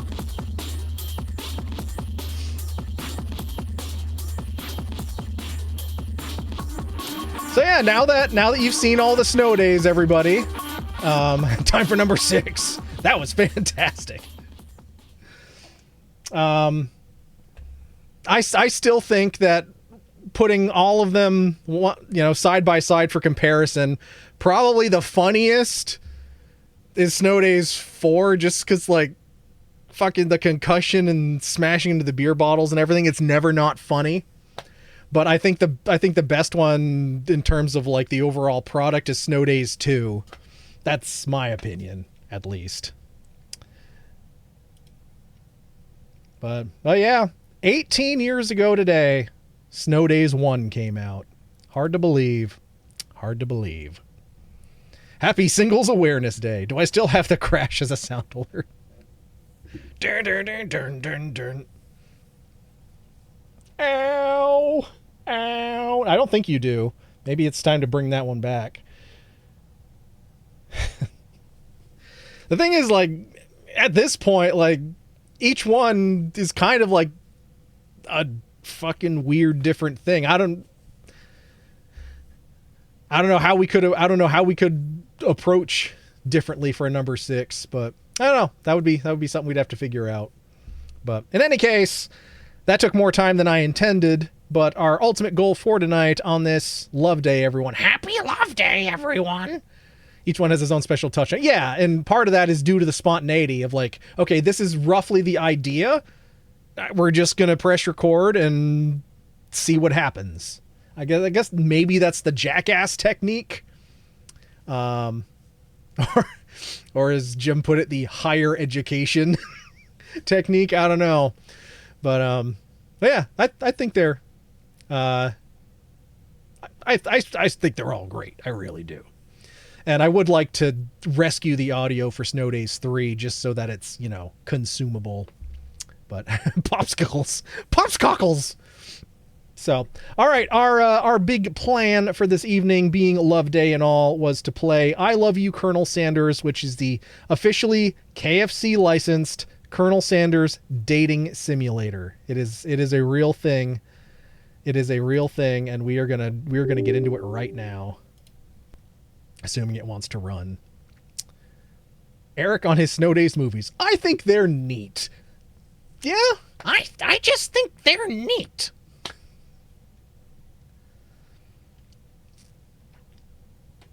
All right, well, Steam is doing some stuff in the background here. Apparently, I had to run some extra scripts to make this work, which is weird. Running install script. It should be installed. I installed this last week. Come on, Colonel Sanders. Come on, KFC. Don't let me down. Or as I call it, a typical Tuesday at Pudge's house. Dating Sims. Want some Pops Corncles? Oh, here we go. Here we go. Pops Cockles Wiesken has then. Oh my god.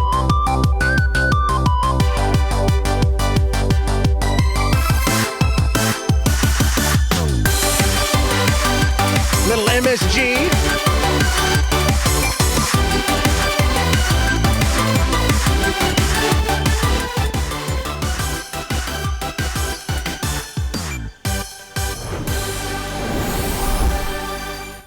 That may be one of the best video game intros I've ever seen. All right, I hope everyone's ready for this. I know I am. I hope. I hope I am. All right. New game. Before we get started, tell us your name. Oh, geez. Do I want to put my own name into this? I need some reassurance. Tell me she's an idiot for ghosting me. Yes. It is an immature thing to do. It is immature and rude. Oh. All right. I think we're trying to set Trashly up for success here. Trashly. Because slutty horses need love too, even if it's from the Colonel. If you haven't seen this game before, you're in for a treat. I have no idea. I have no idea. I just know that it is a thing that exists. You sleep softly as the morning sun casts a warm glow through the window of your modest student apartment. The world is peaceful and serene. You could stay in the moment forever.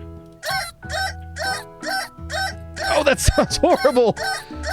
Or you could wake up now. Your first day of culinary school is no time to sleep in.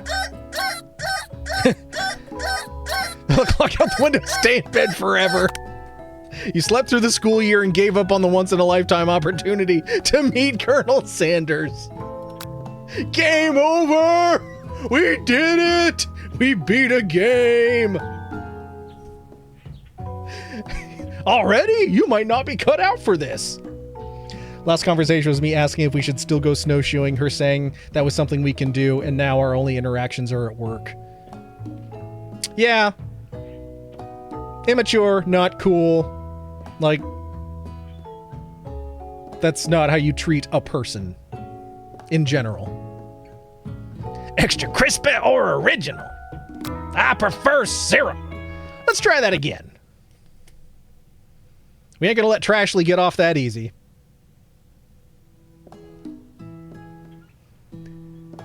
You sleep softly as the morning sun casts a warm glow through the window of your modest student apartment. The world is peaceful and serene. You can stay in the moment forever. Or you could wake up now. Your first day of culinary school is no time to sleep in. Smack that clock! Up and at 'em, soldier! Lying in bed, you stare at the ceiling, thinking about everything that awaits you at the prestigious University of Cooking School, Academy for Learning. Your mind begins to wander. Who will be there? What will you cook? What should you wear? Time begins to fly by and you find your imagination getting away from you. You allow yourself to daydream a bit, thinking about the future. It's finally here, your first day of culinary school. So many dishes to prepare, so many students to meet. Your mind is swimming with possibilities when you realize you're running late. You grab a biscuit and burst out the door in a hurry. Delicious. Just what you need to wake up these taste buds. Yikes, you're in such a hurry, in fact, that you forgot to put on any deodorant before running out the door. You're sweating buckets as you rush to arrive on time. Uh-oh.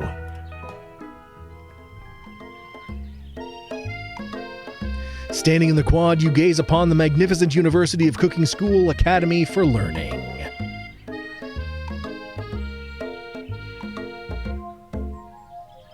Anyone ghosting you, Tomp, is literally the dumbest person in the world. When I stopped talking to Slytherin, at least I said, I'm going to have to stop talking to you because of the way you talk to me. Yeah, well, people can follow. I won't read all of your stuff out loud, but if folks want to follow along and chat and contribute, they can. I'm so excited for the teacher. I think this was the first game I ever streamed.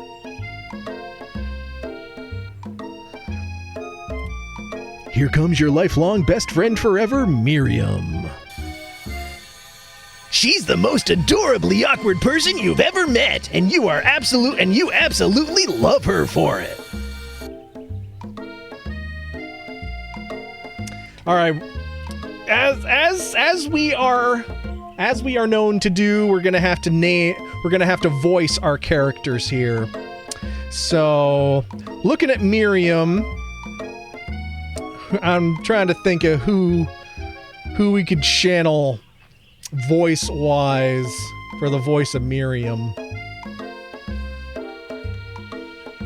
Well, no, I kind of started doing a DJ voice. Let's say Miriam has a nice baritone DJ voice. Good morning, Trashly. Are you excited for the first day of the rest of our lives? Actually, Trashly has a voice. Actually, I'm... Because I sure am. Excited? A little nervous? Okay, a lot nervous.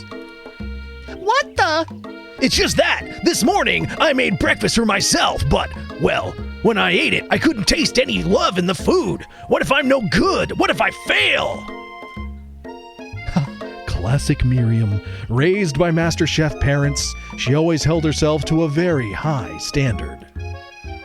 Ever since we were little babies playing together and you rescued me from that quicksand box, it's been clear to me that you're the most loving, caring person I know. You're going to do great. But with University of Cooking School Academy for Learning's famous 3-day only semesters, I'm afraid of being left behind and never catching up. A sweet girl, Miriam has always had a flair for the dramatic.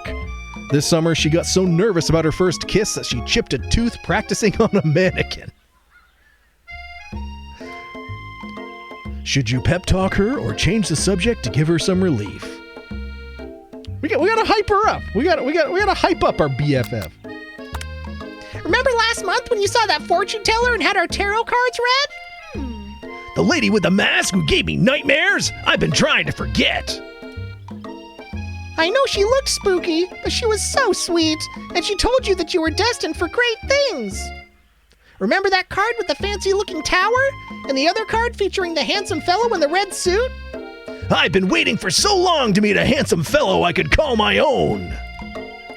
And I'm sure you will. In no time, we'll be graduating and you'll be delighting the world with your heartfelt cooking in no time at all. As you talk to Miriam, you can feel her nerves begin to ease. You know what? Maybe everything will be okay after all. And if not, at least I have these killer bangs. Can you believe I cut them myself? You can definitely believe it. I cannot believe it. Before you can get another word out, you're rudely interrupted when someone smacks your books and custom-engraved measuring spoons out of your hands and onto the ground. Hey!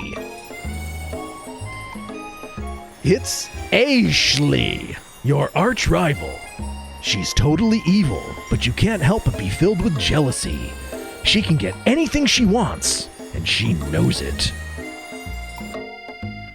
Hello, Ashley. Hello, Ashley. Oh, I didn't see you there, chicken shins. You leave Trashly's shins alone. They're perfectly normal shins. Ugh, you can't stand Ashley. Even her name is annoying. You know for a fact that it's actually Ashley, but she had to add extra letters to make herself feel better than everyone. And there can be only one Ashley name. If anyone here knows what perfect shins look like, it's us. We're not gonna let you or your really weird insults get to us. Across the quad, you see Ashley's best friend, Van Van the Man-Man, has stopped to look at his own reflection in the mirror. His pants are so tight you can see him casually working out his glutes while he styles his hair. No lie, they're rockin' glutes. Van Van! Ooh, you rang. You've never been sure what their arrangement is, but as long as you've known them, Ashley and Van Van have been just as close as you and Miriam, but substantially more devious. I can't believe that University of Cooking School Academy for Learning would ever allow people like you to attend as students. I know, right? You'd think they'd just hand us our diplomas now. Or maybe hire us on as professors. You amateurs could learn a lot from us. With the first day of school about to start, there's just no time to properly tell these two off, so you resist the urge. Let's go, Miriam. Puh, see you later, losers! As you approach the door, you see a goofy-looking kid pushing hard against the window directly next to it.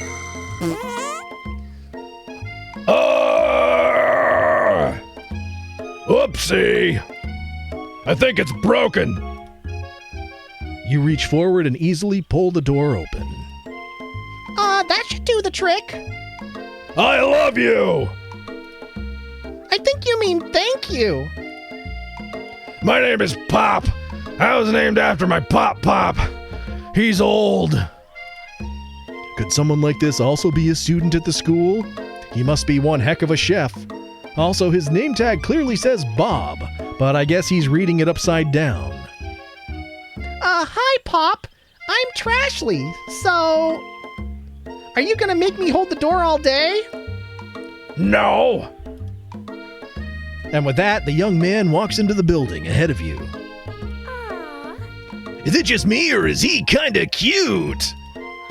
I think it's just you. You both shrug your shoulders before following him into the building.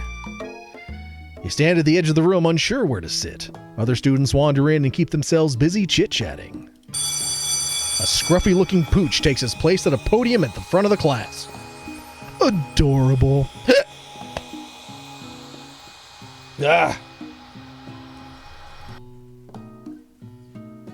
Now, quiet down, everyone.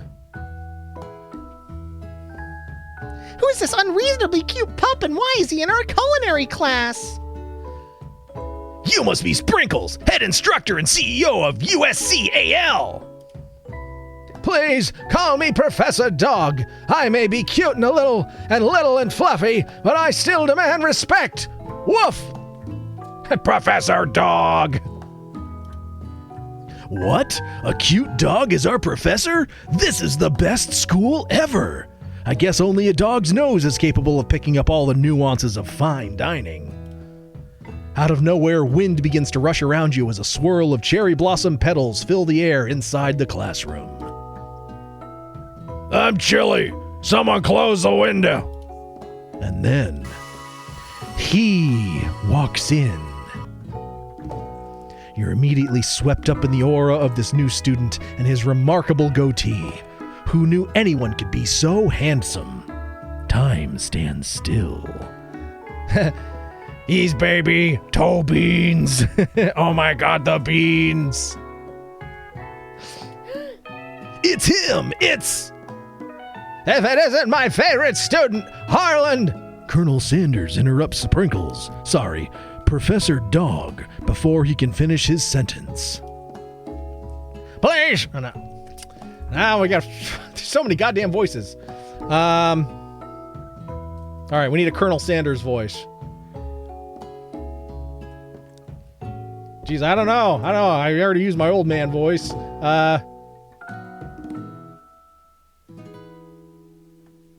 Please call me Colonel. We'll play with this a little bit. Yeah, why not? He's a wise guy. Southern fried. Swony AF. That's Colonel Sanders. Please, call me Colonel. Colonel Sanders. A hushed murmur rolls through the classroom as Colonel Sanders walks down the aisle of desks. Suddenly, the room is sweltering. Sweat begins to bead across your brow. You feel like everyone is looking at you, and you're not entirely wrong. And this over here must be sweaty sweats a lot. Maybe we should open that window back up before Fawcett Pitts melts into a puddle and evaporates entirely. Now hold on just a second. No one talks to my friend like that. You two both know my name. We're in the same kindergarten class. And what is it with all you really weird insults? Besides, when Trashley sweats, it's not gross. It's beautiful. Look at that shimmer. You turn to find Colonel Sanders standing right in front of you. Colonel Sanders, beautiful angel that he is, stands before you, smiling gently, his hand outstretched. Boy, howdy. This classroom gets hotter than a Kentucky fryer. Yeah, a little. This southern flower's wilting. Boy, howdy. This classroom gets hotter than a Kentucky fryer. Please use my handkerchief. You freeze up. Colonel Sanders is talking to you. There's the voice. Wait, Colonel Sanders is talking to you about how sweaty you look? You're completely mortified. This can't be your first interaction. What if he never forgets this moment? How will you respond? Well, clearly Trashley is going to take the handkerchief. You stretch out your hand, and Colonel Sanders places a fine silk handkerchief in it. It's so beautiful, you hesitate to press it to your face, but when you do, the feeling is transcendent. It has his natural scent in it. It smells of the most delicious chicken you've ever smelled. Professor Dog steps in to settle the class down and set some ground rules. Welcome to University of Cooking School, Academy for Learning, the greatest culinary academy in the world. A birthplace of culinary legends, past, present, and future. Many challenges await you. There will be tears. There will be blood. There might even be adorable tiny food. And when all's said and done, there will be a battle. You'll lift your sporks and compete in the broom cooking arena. Just then another student enters the classroom and interrupts the professor's rousing speech. Hi guys, sorry I'm late. I hope everyone's had a good summer. I really miss... Quiet! Late to class is bad enough, but interrupting my monologue? You're on the fast track out of here, young man. Are you sure you're even in the right place? Don't you recognize me? This is my third year in this school, with you as my teacher. Everyone stares at him blankly. Does no one remember me? You're expelled if you utter one more word before I finish.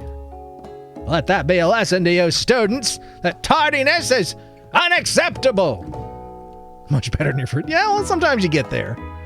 Even Clank made it here on time, rolling halfway across town on his tiny wheels. You turn to see the student Sprinkles is referencing, who appears to be some sort of industrial kitchen appliance. Beep, beep, boop, beep, boop. The class bursts into laughter. Oh, Clank, you rascal! Sprinkles walks into the classroom as everyone stands in silent obedience. When he gets to you, he lifts his nose in the air and takes a deep sniff.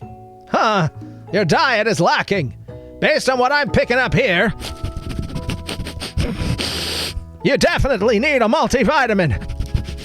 You should be taking better care of yourself.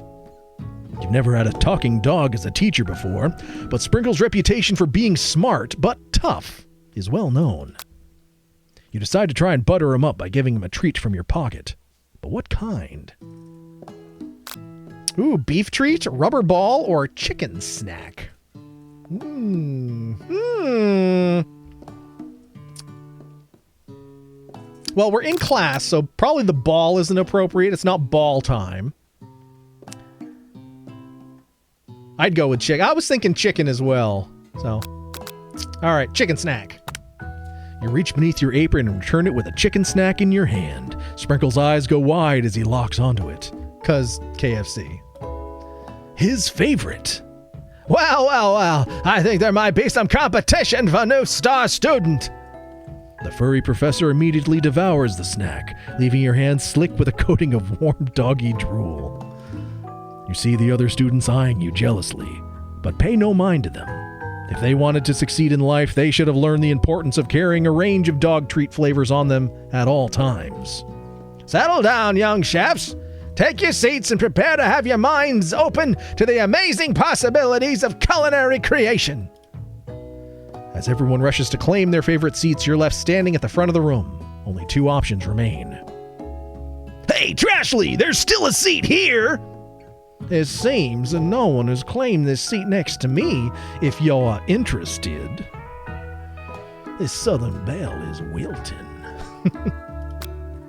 2 good options, but which will you choose? I don't know. Bros before hoes. We're sitting with our friend. You move to take your seat by Miriam. I'm so glad to have you near me to support me through this class! Of course! You're my best friend! Who else would I sit by? Colonel Sanders? He has such a magnetic personality, and there's a seat open right next to him. If you had sat there, you might have gotten to know him a little bit better. I'd never sacrifice our friendship. Besides, I'm sure I'll get the chance to talk to him later in the semester. I've got 3 whole days. That's like a lifetime. So you say, but now that Miriam mentions it, that Colonel Sanders is just so darn dreamy. As soon as you settled into your seat, the professor makes an announcement.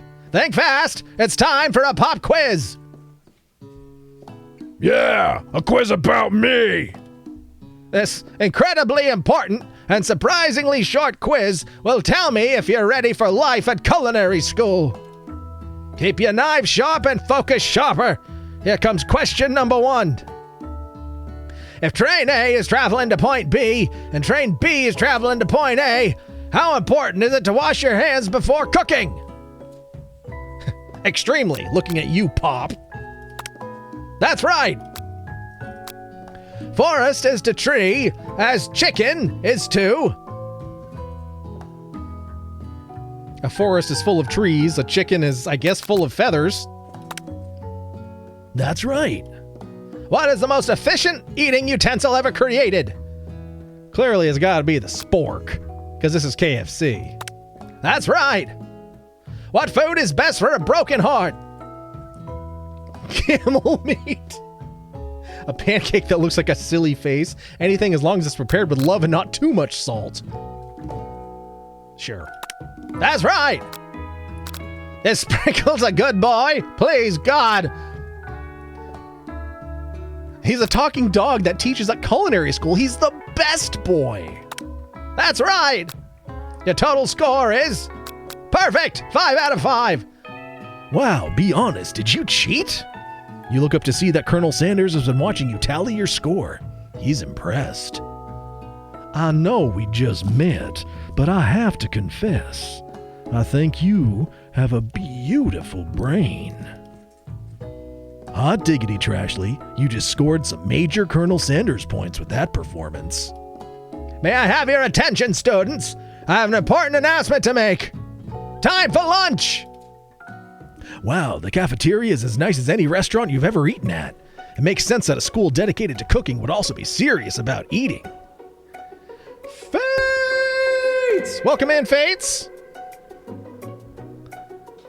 How's everybody's love day been? I've been doing my true love, gaming.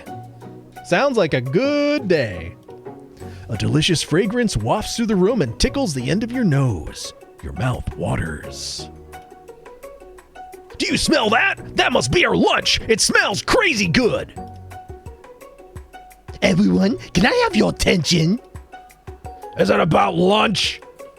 No, I just want to apologize for my tardiness. You see, I was... Howdy, folks. I'd like to make an announcement. Hey, I was... It's about lunch. Everybody cheers. But I... Shush! Lunch, lunch, lunch! She said shh! In honor of the new semester, I've prepared something special to share with everyone for lunch. That must be the smell I smelled! Indeed, that smell. You hold your breath, waiting to see what food this mysterious student has created. You've heard that he's very talented. But were the rumors true? Is this? Colonel Sanders lifts a large bucket above his head. Its contents glimmer in the light. Piled high are huge pieces of chicken, breaded and fried to a crispy golden finish. The aroma envelops you, and you begin to feel warm and safe. Colonel Sanders has filled a bucket with chicken? What a novel concept. Your stomach begins to grumble as if to say, stop thinking and start eating. Don't just stare at it, eat it. For years, I've been developing a secret recipe for the perfect fried chicken. By my calculation, nothing less than 11 herbs and spices are required to achieve the perfect balance of flavors. You look around and notice that every other student has a pen and paper and is scribbling notes as fast as they can.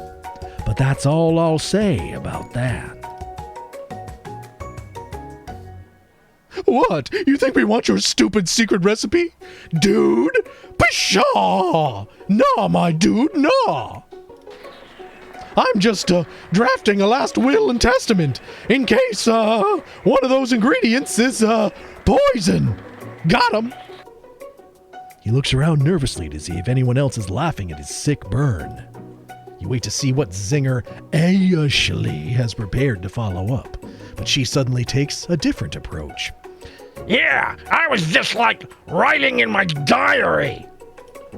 Dear Diary, today I smelled something beautiful. I knew at the moment that only the hand of a true gentleman could fry chicken so tender.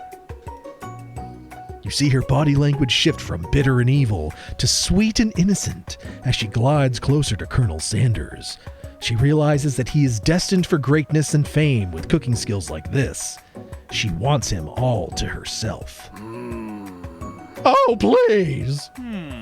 Well, Van the man, if you don't want any. I'll take his. What? Whoa, hold on. I mean, I guess I'll try it. He takes one bite and his eyes grow wide. He starts contorting his face as he tries to hold in his pure exhilaration and act unimpressed. Easy now, there's enough for everyone. Please, my fellow classmates, dig in. You take one of the pieces of fried chicken out of this bucket and sink your teeth into it. It's amazing. Tasting Colonel Sanders' food transports you to another dimension. Alone with your taste buds, gripping a drumstick in your hand, you float weightlessly. Tough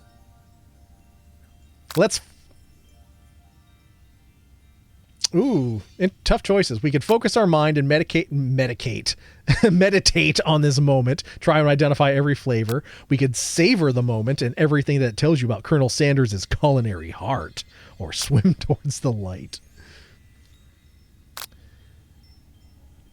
It's Love Day. We're going to go with the culinary heart.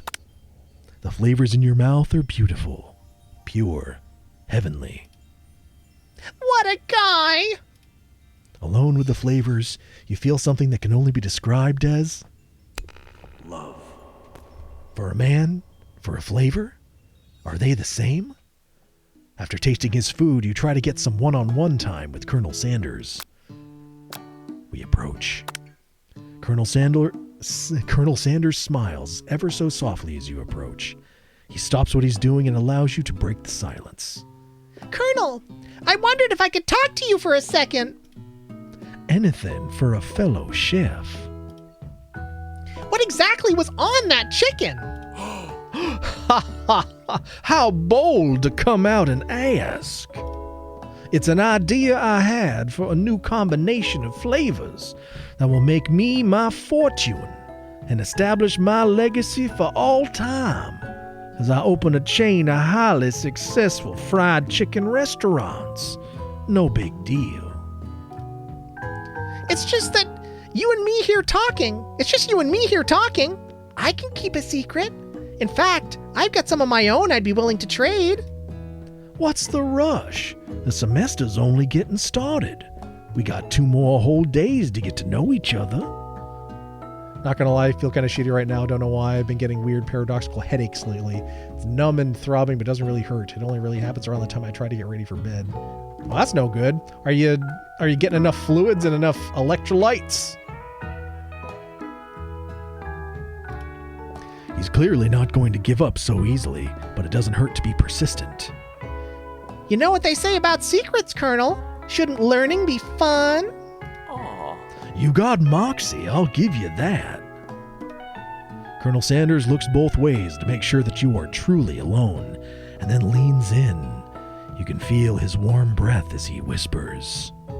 Just one ingredient, but you can't tell. I use... It's something my great-grandmother taught me. Wow! You'd have never guessed that! In fact, you're not even sure where you'd get some if you searched. While you're wrapped up in that huge revelation, you notice that Colonel Sanders has disappeared. While everyone else is still in the cafeteria, you decide to look for him. You find Colonel Sanders outside, standing in the quad. Oh, it's you again. Howdy. Sometimes I like to come outside and look at the school buildings. I think about how my store will continue on after I've graduated. sounds like you have big plans. I dare say the biggest. I will leave my mark on this world, you can bet on that. Alone together for the first time, you figure now is the perfect moment to show your personality to him. We can neg him to show our own strength. We can wow him with a big idea to add an additional ingredient to really spice things up. Or we could be modest but thoughtful. Well, I don't think Trashly is the negging type. But I also don't think she's the big idea type. So we're going to be modest but thoughtful. Well, I just wanted to tell you that I really enjoyed your food. Now you've got his attention. The flavors were complex but comforting. The interplay between salty, savory, and peppery, it was perfect. Maybe an electrolytes, but I drink at least a gallon of water a day thanks to my water bottle. Well, that's good, but it can flush the old electrolytes out. So even just, making sure you're salting sufficiently is a good thing to do. I appreciate the compliment, Trashly. I'm sure you'll be a big success. I know we only met today, but I'm starting to get the same feeling about you. We should head back inside. The next lesson starts soon. You step into the massive cooking arena, where the afternoon lesson will take place. Each student gets an oven and all the tools and ingredients they could need. I don't see any pressure fryers in there. Look at this place! It's magnificent! Finally, we get to show our stuff! Wait a second! Oh no! We have to show our stuff! What if I totally blow it? You're not going to blow anything! Except maybe kisses to the crowd of fans you're going to earn with your signature adorable tiny food creations. Welcome, students, to the cooking arena!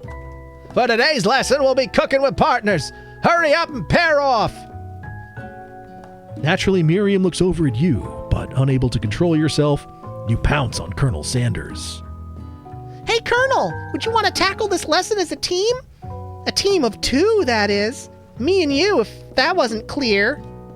Want to be my partner? Aww. Sure, Trashly. I'll prepare our station. Without you as a partner, Miriam is left standing all alone. 2 different students quickly take notice. Hello, new partner. Beep, beep, boop, beep, boop.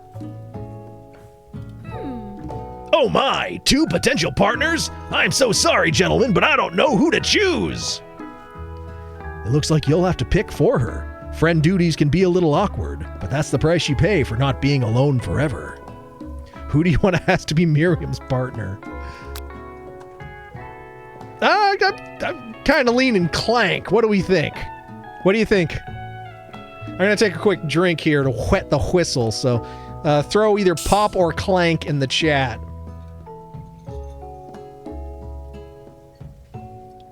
Yeah, scares me is apparently I have too much salt in my blood. Usual ways I get electrolytes are really expensive, though. Well, except mustard, but I eat hot dogs or learn to make ground hamburgers. Yeah, I'm thinking Clank, too. So Fate says Clank, I say Clank. You got one other Clank out there, or some votes for Pop.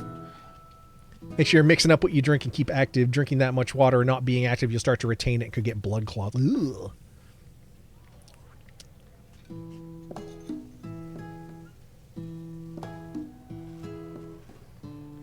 But yeah, if you've had work, if you've had, blood work done and stuff, and they say you've got too much salt, then I wouldn't worry as much about resupplementing.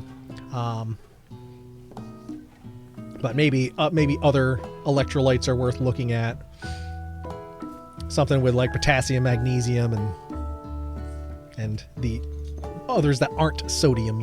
Well, I got a big ass bottle of some. Maybe I'll bring some to you and you can try them out, see if they help. All right, we're gonna go with Clank.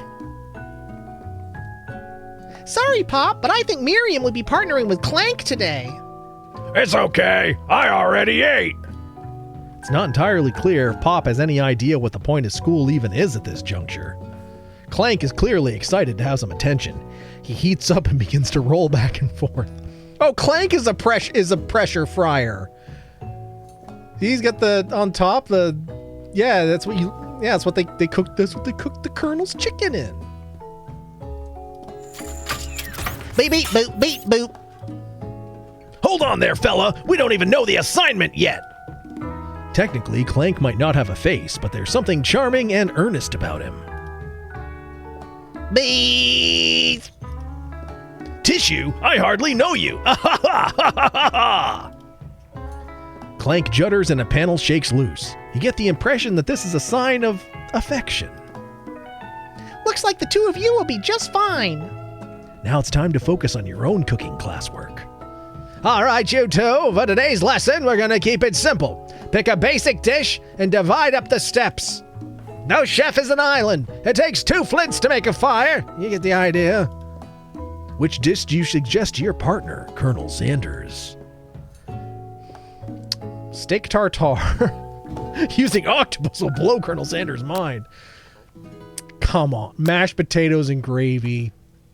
They're giving us this one. I've always been something of a down-home chef. I was thinking we could make something warm, inviting, comforting. Something that Leon enjoys. Maybe mashed potatoes. And gravy? I couldn't imagine one without the other. Colonel Sanders casts a coy look at you, causing your whole face to go beet red. Embarrassed, you quickly turn away. I'll go get the potatoes. No, please, let me. Picking perfect produce is a passion of mine, as is alliteration. Looks like things are getting pretty fresh around here. Does someone have a crush on Colonel Sanders? We're just cooking partners. Mind your own business. Sanders' heart is my business, and you better keep your fingers off of my man. Did someone call for me? No, geez, Van. Well, I'm over here crushing Trashley's dreams. You're supposed to be taking care of our classwork. That was the deal, remember? Colonel Sanders returns, arms full of peeled potatoes. He tosses them into boiling water and turns his attention to you and your old friends. Oh, howdy there, Ashley, Van. Are we working in a quartet instead of a duet now? Actually, no. It looks like Trashley was struggling, so we offered to give him a hand. You know how it is. These young amateur chefs need a lot of mentoring. I was going to say, Colonel Sanders, maybe I could also teach you a thing or two about fancy food. Maybe one day you'll be able to get up to my level. Ha! Doubt it. Don't be rude, Van Van. Personally, I have no doubts whatever about Colonel Sanders' ability to concoct creations worthy of admiration. After all, your fried chicken was quite spectacular. But, Colonel, if you ask me, I might make a better partner for you than this thing that's positioned itself in your station. Don't you feel deep down that we cast complementary shadows? We fit together like a thigh and a drumstick. It just makes sense. Nothing about this makes any sense. But one thing is clear, she's coming for Colonel if you don't watch out. Hey, Ashley is really going at you hard. You need to ask for some backup here before things get ugly. We can turn to Colonel Sanders, hunk of hunks in your time of need, or we can turn to Miriam, our forever bestie who always has our back. Bros before hoes. You turn to Miriam, and as soon as you find her, she senses it and looks back. This girl's friend-in-need radar is second to none. She immediately comes running over. Is someone threatening my friend? I will destroy them! I actually think that Ashley and Van Van were just leaving. Leaving you in the dust vis-a-vis my skills as a chef, perhaps. But stepping away from this competition, you are sorely mistaken. Miriam, you're a loyal friend, but Trashley is my partner for today's activity. You look for Sprinkles in hopes that they might step in, but he's nowhere to be found. Darn those cute corgis and their short but sturdy stature. You look down at your station and realize that in the tension of the moment, your hands have been cooking on autopilot. Distracted by the drama, you've already crushed the boiled potatoes into a perfectly creamy mashed texture with plenty of butter and cream for flavor. It's as if your natural passion guided you through the steps you knew so well while your attention was elsewhere. I know just what to do. Colonel Sanders extends his hand. He's holding a beautiful white porcelain gravy boat, out of which pours a smooth, brown gravy, smothering your nearly finished potato dish. Gravy flows down the mound of mashed potatoes. The results look spectacular. Granny would be very proud. Colonel Sanders holds out a spork to you. You reach out, grab hold of it, but he doesn't immediately let go. The two of you stand holding the same spork. And for that small moment, all of the madness and pressure in this crazy world stops. Your eyes lock. The moment is electric. Time stands still. If you love something, set it free. Together you dig the utensil into the mashed potatoes and lift a heaping sporkful up. When you see Ashley with a sinister look, you know she's plotting against you to be with Colonel Sanders. And then, filled with rage and without thinking, you flick the sporkful of mashed potatoes right into Ashley's stupid, beautiful face. Van Van, do something! Scooping up a fingerful, Van Van tastes the dripping mashed potatoes and gravy and realizes that it's delicious. Horrified by this revelation, he slinks away. Will he ever be able to cook something with so much love and integrity? Hold on right there, Trashley. We do not waste food in the broom cooking arena. Colonel Sanders, I expect better from you.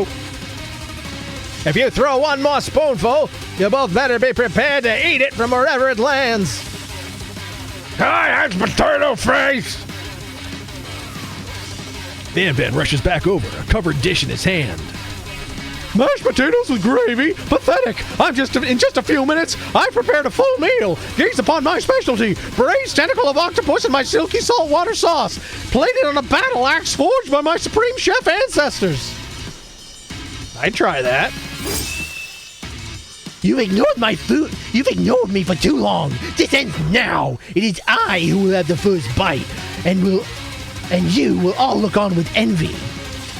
The interrupting student rushes at Van Van and swipes a bite of his signature dish right off the plate. No, don't! Something about this dish doesn't strike my nose quite right. I think the octopus was rushed and may have turned in the process. The results could be toxic. Too late. It has been eaten. I think I left something in the oven. I don't feel so good. It killed him! Help! Leon! Everyone step back. Don't take another bite. When you look back at the plate, the rest of it is gone. You notice the tip of the tentacle being slurped up in Pop's mouth. Pop winces in pain for just a moment, then is almost immediately back to his oblivious self. Oopsie! Tastes like poison. The entire class has gathered to watch Pop's final moments. Shock has frozen the whole crowd. They are as motionless as statues. The class bell rings, disrupting the moment and snapping everyone back to reality. It would appear that Pop's enthusiasm for trying new things, despite obvious danger, has inoculated him against poisons of all kinds. I'm not sure the professors here make enough money. Hello? I just turned into a ghost over here. Seeing that you're shaken up by that really annoying student and all his nonsense, Colonel Sanders approaches you. I'm sorry you had to go through that. Please, let me walk you home. What? Like, for real? Oh, come on! You follow Colonel Sanders out of the room. At night, the school building has taken on another vibe entirely. It's dark and more than a little spooky. Colonel Sanders stands in the quad's neon glow and speaks softly. Those mashed potatoes you made in class today. Before you go on, I want you to know they're not a great I'm using the wrong voice here. Before you go on, I want you to know they're not a great representation of my skills. I didn't even realize I was making them. They were amazing. Tasting them, it reminded me of why I became so passionate about food to begin with. Colonel Sanders is getting choked up.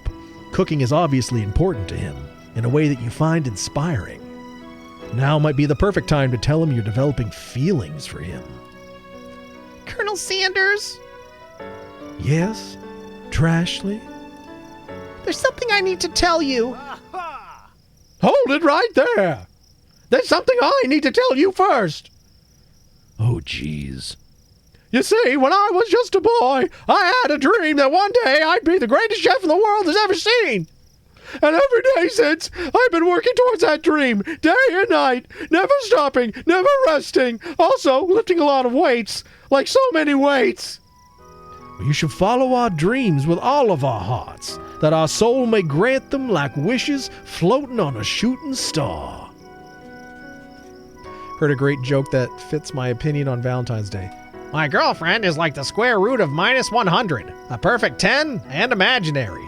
Good one. Hey, no, you, shut up. I'm the one here to say inspirational stuff and be star of the story. Are we forgetting that your cooking literally killed a guy? You can't prove that. I also saw you kill that guy. What was his name? Somewhere in the distance you hear a long, sad sigh. Forget him! We're talking about me! Me! I'm the hero! The Smorg Monster is here to fight a hero! I think I left the fridge door open! Later, nerds!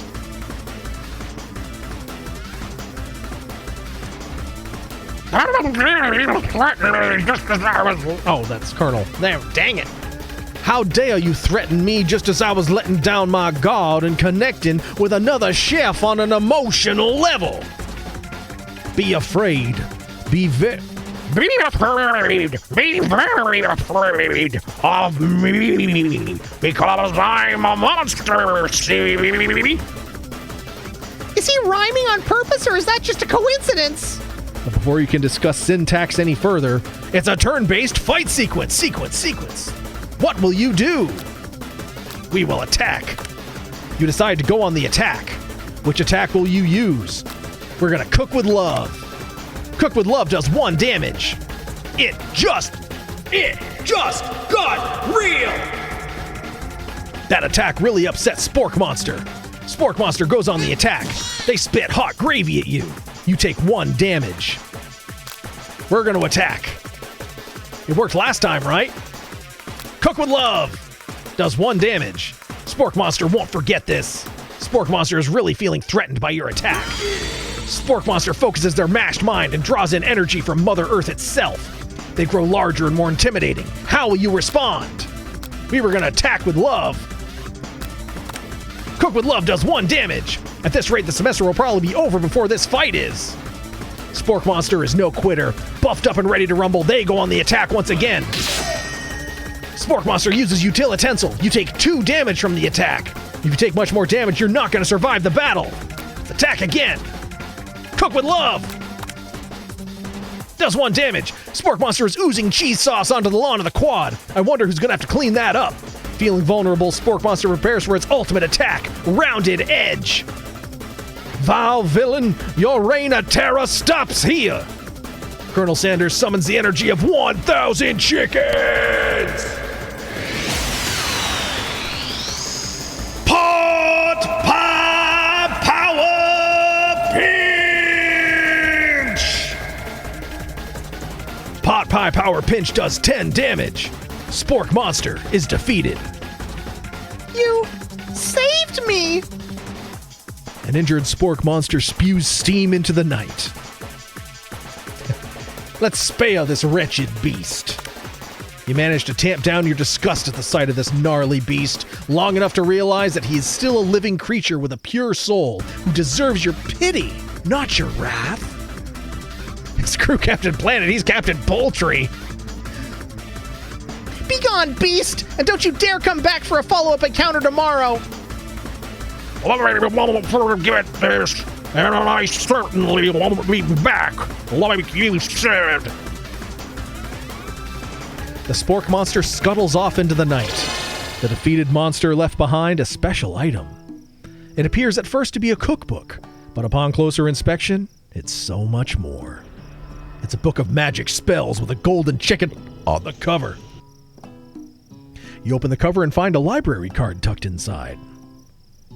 The last name to have signed it out is Borko. Borko.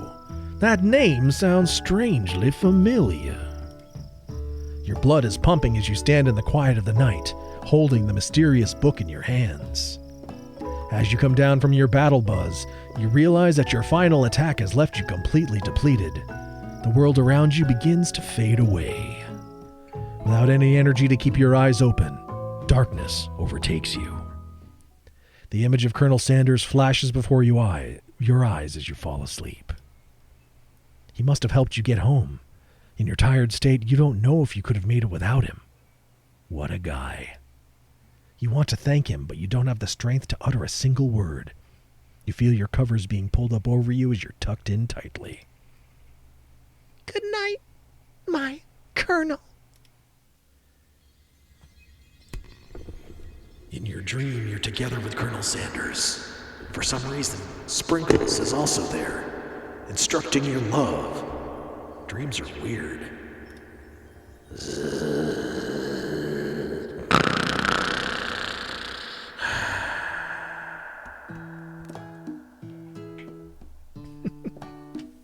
This game is ridiculous.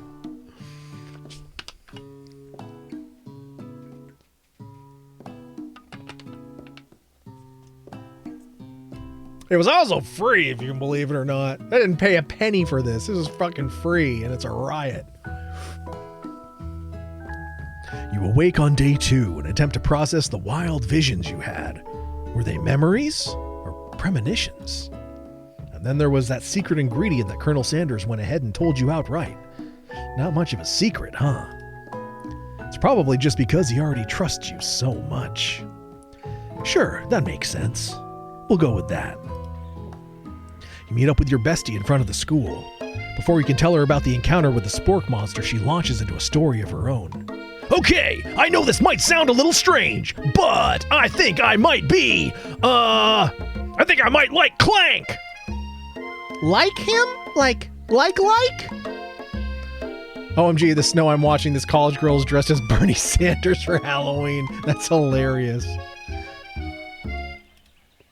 I know, it sounds like it's moving too fast, but there's something about him. I like him. like him. We got to talking after class, and he's actually a totally sweet guy. Not only that, but he's really smart. He told me all kinds of stories about Colonel Sanders. Did you know that Colonel Sanders was the most popular kid in his high school? No, but that does make complete sense. Scrub Daddy. Scrub Daddy? What are you doing here? Wait, where do you go, Dad? Yeah, but he was so popular that he was voted prom king at a school he didn't even go to, and was also the convertible that he himself rode it at the front of the homecoming parade. I'm thinking maybe something got lost in pressure cooker language translation there. Either way, maybe it'd be best if you took it slow with this new boy, like I am with Colonel Sanders. You and Colonel Sanders, the coolest guy in school, the most famous student to ever attend University of Cooking School Academy for Learning? You're a thing now? We definitely connected yesterday. Ha ha ha ha! Sure you did! You're great! Why wouldn't he be into you, I guess? Laughing at the implication that you and Colonel Sanders might be a thing is definitely not cool. You are great.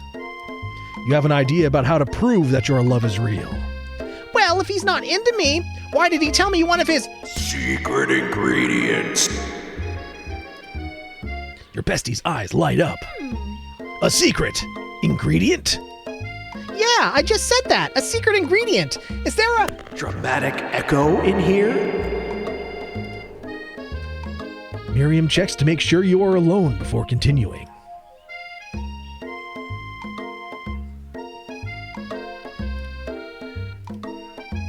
So this summer, while I was on vacation with my family, a lovely man approached me in the botanical garden where I was wandering. This can't be good. He told me all about his passion for spices. Secret spices. The man even gave me some to show me what he meant. He said it was a powder created from super duper rare dried flower petals, and that if I did him a big favor, I could have some of my own. Please, Miriam, don't tell me.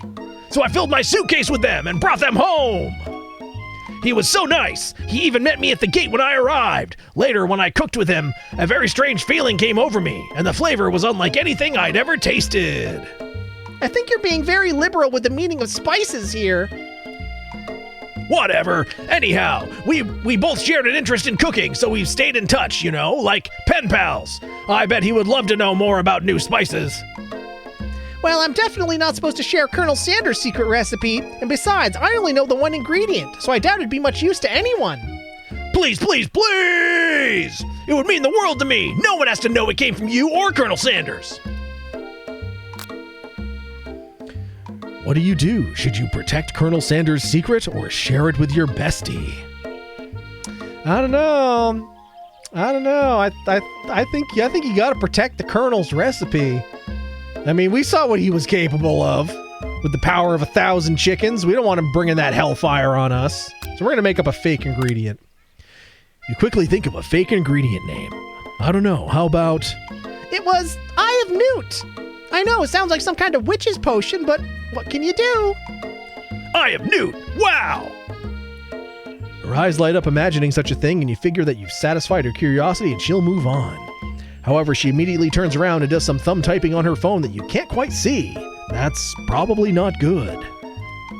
Before you can ask her to confirm that she's definitely not texting secrets to other people, you're interrupted. A wind rushes in. Cherry blossom petals fill the air. It's Colonel Sanders. He's arrived at school. We can stand back and admire his glory, or we can run to him. Let's stand back and admire his glory. We don't want to seem desperate. And he's riding another horse? Trashly, she means nothing to him. I mean, but she is a thing of beauty. Without even acknowledging that he's being watched, he does a short horse dance before dismounting with a flourish. He then slaps the beautiful creature gently on its rear, sending it running free into the countryside. See? That horse meant nothing to him. It's only you, Trashly. It's only you. You are so struck by the sight of him that you lose the ability to speak coherently. Oh, I didn't realize anyone was watching. Don't worry, he knows his way home. You attempt to compliment Colonel Sanders, but the words don't come out exactly right.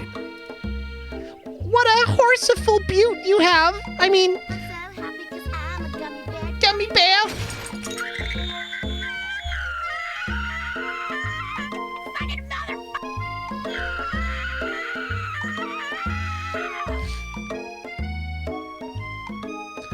I mean, what a horseful beaut you have. Dang it, that's what I just said. Being a good friend, Miriam attempts to cover for you. Oh, Trashley just gets really nervous around people they like. What? This is not helping. I mean, they got food poisoning and were up all night. It was gruesome. You should have seen it. She gives you a wink and a smile as if to say, situation handled. Can't blame a girl for trying. And with that, Colonel Sanders disappears into the school, leaving you and Miriam to follow. When you enter the classroom, you can see your two rivals, Ashley and Van Van, are doing something bad. By the way they're hiding, you know it must be really bad. Like counterfeiting recipes bad, experimenting with restricted ingredients bad, summoning a demon bad. You try and get a peek over Van Van's hulking shoulder, but he sees you coming. Whoa there, little one! I'm not sure you're ready to handle this! Why don't you make like a bee and mind your own wax, honey? Let's act like we're not interested, but try to get a closer look. You sit near the rivals, but leave your back turned to them. You even hear Van Van muttering something that sounds an awful lot like a magic spell. However, he notices you eavesdropping. You try and cover your tracks and improvise an excuse. It's time for class, and you're distracting the rest of us who want to learn. Now you've upset them. Oh, and you're the emperor of cooking, are you? You make the rules? I'm not sure you know a good meal if it ain't you. Being the best chef in the world takes more than just culinary skills. It takes creativity. It takes panache. And it doesn't hurt to use a little evil. You finally get a look at what they were hiding, and you instantly recognize it. It's a book, just like the one you found after your encounter with the Spork monster. That's the same book I found last night in the quad. Ashley immediately elbows Van Van, who hides the book behind his back. I don't know what you're talking about. That book's a family heirloom, and its contents are secret. You notice that they haven't just been studying the book. They've got Pop pinned to the wall, and they're tossing potato skins at him as he tries to catch them in his mouth. We're playing. Before you can dig in any further, you're interrupted by the arrival of more students. It's almost time for class. Are we not doing Marb? No, we are. We are. Oh wow, it's later than I thought it was. Beep beep boop beep boop. Clank must be running late. He's in such a hurry that he rolls right over Van Van's meaty foot. We'll probably give this another 10 minutes or so. I don't think we're going to be able to finish this, but we'll go to about the top of the hour to officially close out Love Day on the Colonel Sanders Simulator, and then we'll jump over and play some Marbs.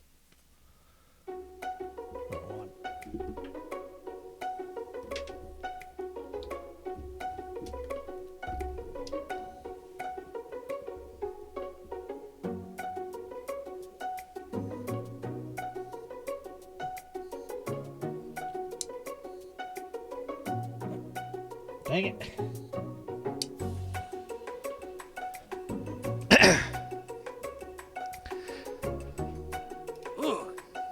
Hey, watch it, you bucket of bolts! You watch how you talk to him. He didn't do anything. Beep beep boop beep boop. What do you think you're talking to? I never heard such language. Not even from a stand mixer. Womp womp. No, your mother was a stand mixer. Beep beep boop beep boop. Van Van jumps to attack Clank, but Clank shocks Van Van, sending him flying across the room. Protect me, Colonel Sanders. These crazy men are about to come to blows. I think it must be over me, but I'm not interested in either of them. Pop sounds like the Pocket Man's forgotten love child of one of the hot moms he met up with. Oh, God. He's going to school to try to figure out how to make his own secret sauce. Ashley's tone is completely changed in an instant. She bats her eyelashes at Colonel Sanders. Surely he must know that this is a ruse, right? Gentlemen, get a hold of yourselves. Save it for the arena at least. Or don't. Honestly, what do I care? I've got lofty career aspirations to focus on. Maybe I can help you with your business plan. Just then, Sprinkles arrives to signal the true start of class. He's panting, which doesn't seem that abnormal. He's a professor, but he's also a dog. Students, please take your seats. I apologize for my late arrival. I spent the morning chasing a car all around town, and my tiny legs are very, very tired. But I'm here now, and I hope you're ready to learn.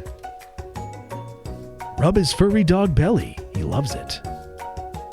After he catches his breath, Sprinkles regains control of the classroom. Without further ado, we'll review the global history of my favorite fowl, the chicken. I'm gonna give him all 11 herbs and spices. You want to pay attention to the lesson. Truly, you do. Which is why in 1776, at the signing of the Declaration of Independence, there was a chicken who first signed their name. But you can't help but daydream about Colonel Sanders, and you miss most of the important parts. When you come to, Sprinkles is holding a tray of food in front of you. Well, Trashley? Naturally, this appears to you to be a sample platter. Which item do you want to sample? Glass of water, a shimmering pepper, or a dog biscuit?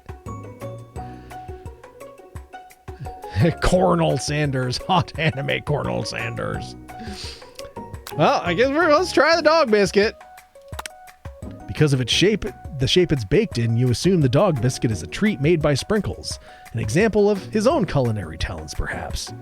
You reach out for it, and Sprinkles jumps up and bites you on your cooking apron. What kind of monster would steal a dog's favorite biscuit? Your apron is left in tatters. The entire class looks on in horror as you fall unconscious from the embarrassment.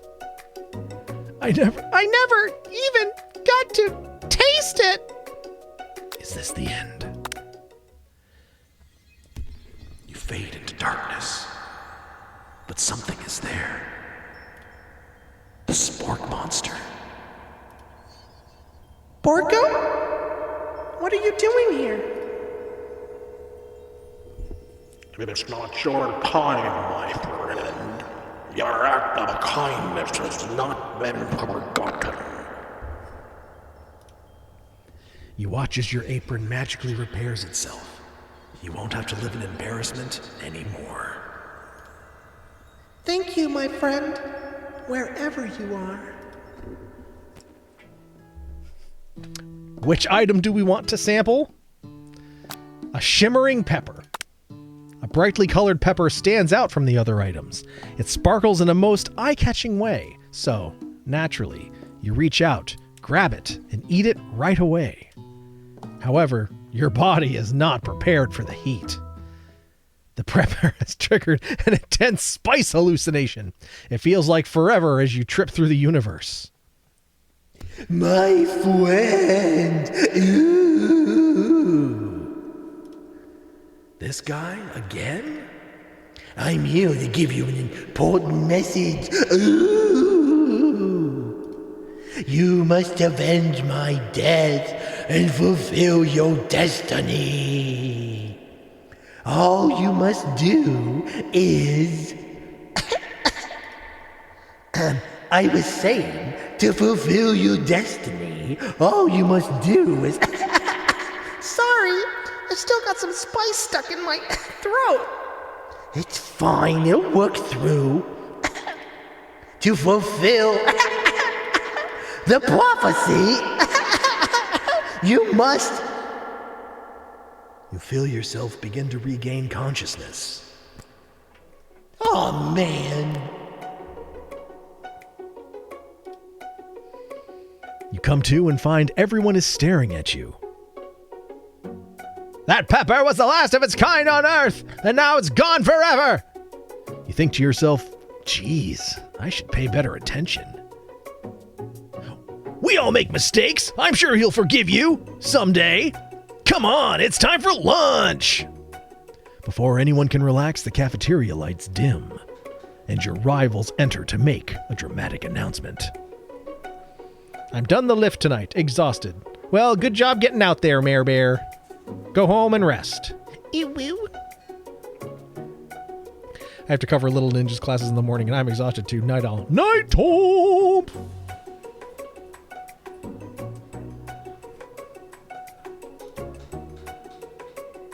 Today's lunch will be prepared via timed competitive cook-off. Via timed competitive cook-off. The level of theatrics with these two is off the charts. Demand that they stop wasting everyone's time or step up and say, "You're on." All right, well, it's pretty much close to midnight now, and I'm getting really freaking vocal tired from all these voices. So I think this is where we're gonna pause things here. Can we? Oh, are we allowed to save, or do we?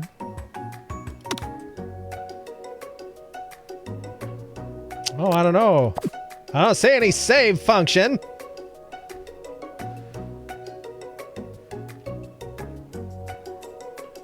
I don't know. We may just have to piece out of this. Doesn't really give us the option to save. I hope it auto saves.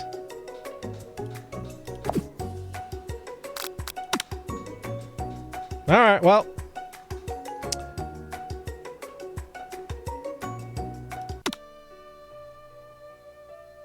Well, hopefully we're just able to load it. Oh, continue. Load. Okay.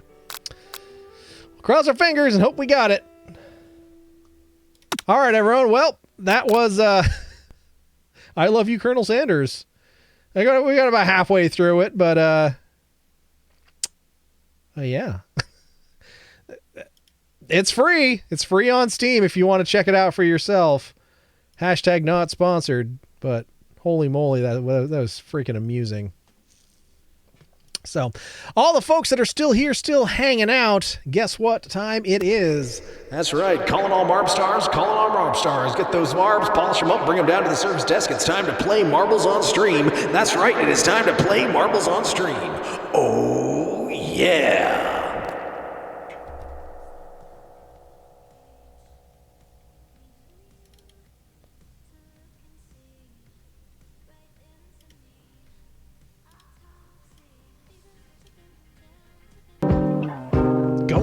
Little Marb Star.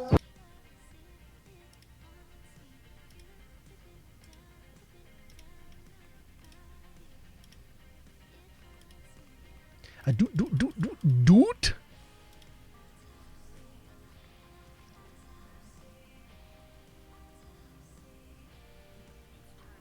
Exclamation point play. Let's get those Marbs on the board.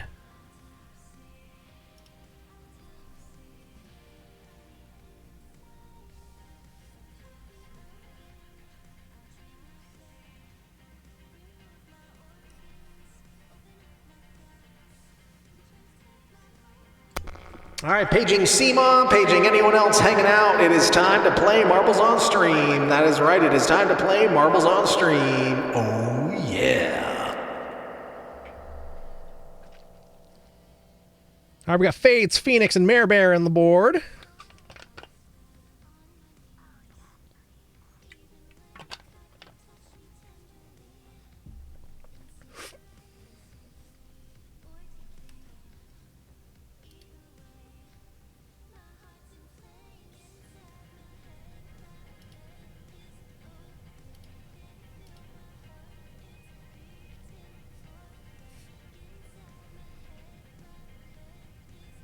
I know we're starting a little late, but we'll say, all right, it is officially no longer Love Day, everyone. It is 12 midnight here on the East Coast, so Love Day is officially over.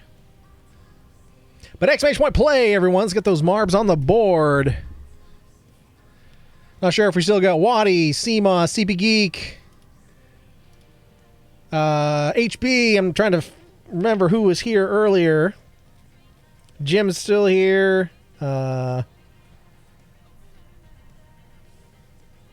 But exclamation point play. All right, we got Jim on the board. That's 5 Marb Stars. Yep, Top's out.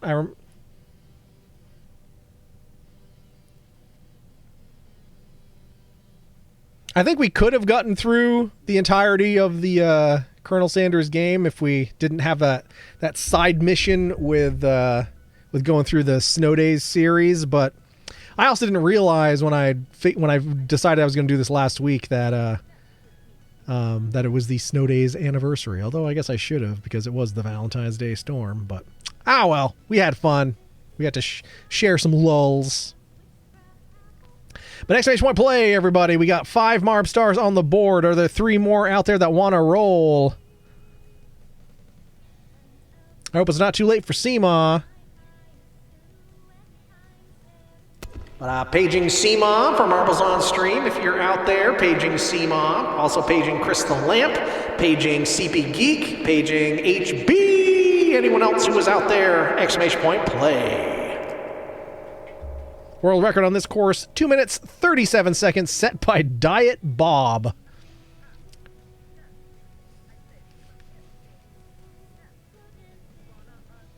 Yeah, Tom pieced out to go to bed, Mare Bear, unfortunately. Has to teach the little ninjas in the morning. But, alright, well, we may just roll with 5 of us, and folks can wander on as we progress here. Don't want to keep you... Oh, geez, my controller wasn't even turned on. Here we go. Alright, race number 1. We only got 5 of us, but hey, we're going to get the points, so we'll see what matters when we get to Victory Valley. Interesting little flipperoonie there. Oh, your boy leading the charge. Hashtag not hacking, hashtag not rigged. This kind of looks like a thing that you'd get in a like at a water park, that you'd get into a tube and just slide down in. You know, one of those things. All right, your boy's still leading the charge. Mare Bear in sexy silver second. Here comes Phoenix, though, like a bat out of hell, flying past Mare Bear, taking that second place position. Oh, Mare Bear, though, back into second. Your boy, though, way out in the lead, staying comfortably ahead there. Mare Bear second, Phoenix third. Fate's currently in fourth, and Jim in fifth. Oh, your boy hit a warp point. Did that help me or did that hurt me? I'm not sure. Dropped into a big ol' heart there. Perfect for Love Day. All right, flying around those wacky waving inflatable arm flailing tube men. All right, we got a warp point there. Yeah, your boy's doing pretty good so far. Hashtag not hacking, hashtag not rigged. All right, Jim has moved up into second place. Here comes Mare Bear, who's down into third. All right, your boy's going left or right, depending on the direction you're looking at it. Got some Ann Ivis curlers, some wacky waving inflatable arm flailing tube men back there. Your boy's got a heck of a lead, though. It is definitely my race to lose. Diet Bob. That sounds like a euphemism to my cursed brain.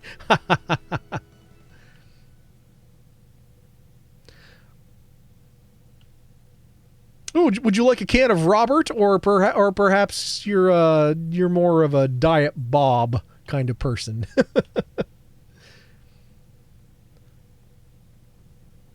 All right, Jim's up in second. Mare Bear's in third. Fates is in fourth. Phoenix is in fifth. Still a bit of a ways to go. Anything could happen. No Yitza Pizzas as of yet. We shall see.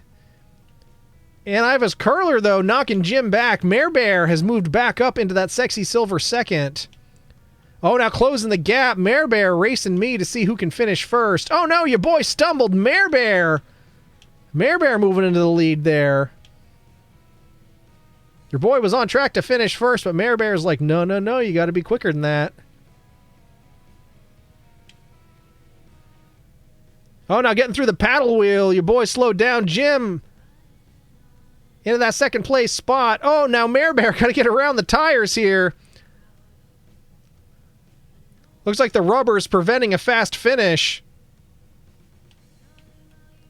Getting everything turned around. You don't know which way is up. Nothing's working. The finish is right there. But the rubber threw the whole thing off.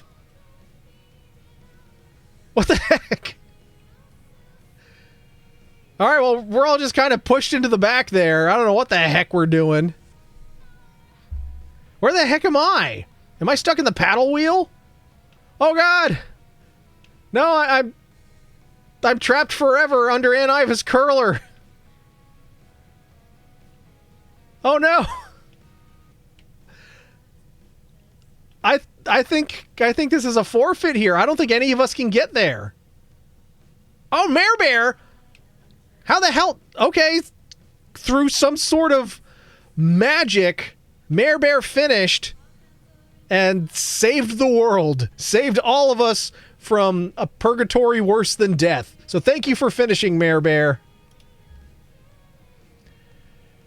Jim getting second place, even though, yeah, Mare Bear was the only one there, but Jim second, Fate's third, Phoenix fourth, your boy DNF. I don't know what the heck happened. All right, well, we're not going to question it. On to race number 2, Electric Boogaloo. Just sturdy mistake! ! Play.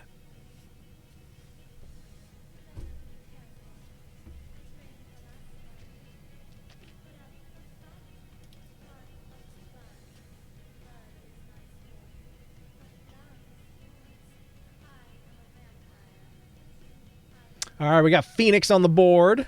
Got your boy on the board. Got Jim back on the board. ! Play, everybody.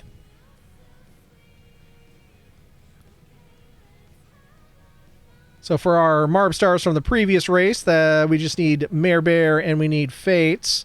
And then anybody else. Seema! We did page you, Seema, for the first race. But we're glad you're here. All right, looks like this is a race we've actually rolled before. It's rare, but it does happen. Looks like the last time we played this, Phoenix did the best among us with a finish time of 1 minute 50 seconds. World record is 1 minute 33 seconds, set by I Like Cake 24. That was still race number 1. Wow, does that mean all but one failed the Tunnel of Love? Yeah, Mare Bear finished and put an end to it. So, Mare Bear saved us with a miraculous finish. All right, we got 6 Marb Stars now that Seema's here. We got Jim, Fates, Phoenix, myself, Mare Bear, and Seema. Anybody else hanging out lurking wants to jump on in, ! Play. So I don't know if Waddy's out there. I don't know if Crystal Lamp's out there. I don't know if CB Geek's out there. But I think CB Geek had his dinner arrive, and then I think it was last we saw him. I think he might have gone into a Mexican food coma there, which is absolutely understandable. Sorry, not feeling well today. I spent my Valentine's Day at the urgent care clinic. Oh no, heavy duty bronchitis. Sorry to hear that, Seema. That's a terrible way to spend your love day. Well, we'll everybody send hearts, hugs, and loves, and feel good vibes to Seema for a quick recovery. Because being sick is the worst, and we hope you get over it quickly. Playing some quick Magic the Gathering games, and as soon as I see a controller bastard deck, I just instant concede.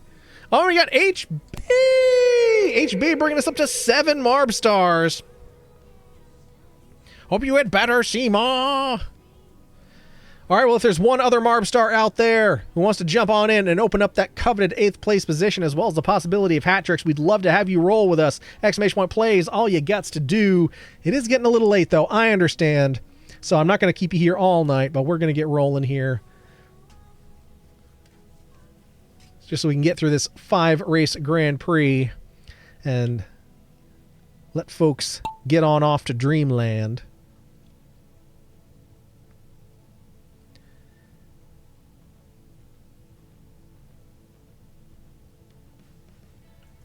All right, Fate's leading the charge through this start here. But it doesn't really begin until we exit this drop box. I call them bastard decks since you have to be a bastard to play them in a one-on-one format. Like people just knowingly, like, packing them with overpowered cards or something, like just being like bad sports. Bad sporks. All right, Seema leading the charge into that. This is a pretty interesting looking Tumble Dryer of Despair, I gotta say. Seema leading the way, though, into this grape and black licorice Twizzler.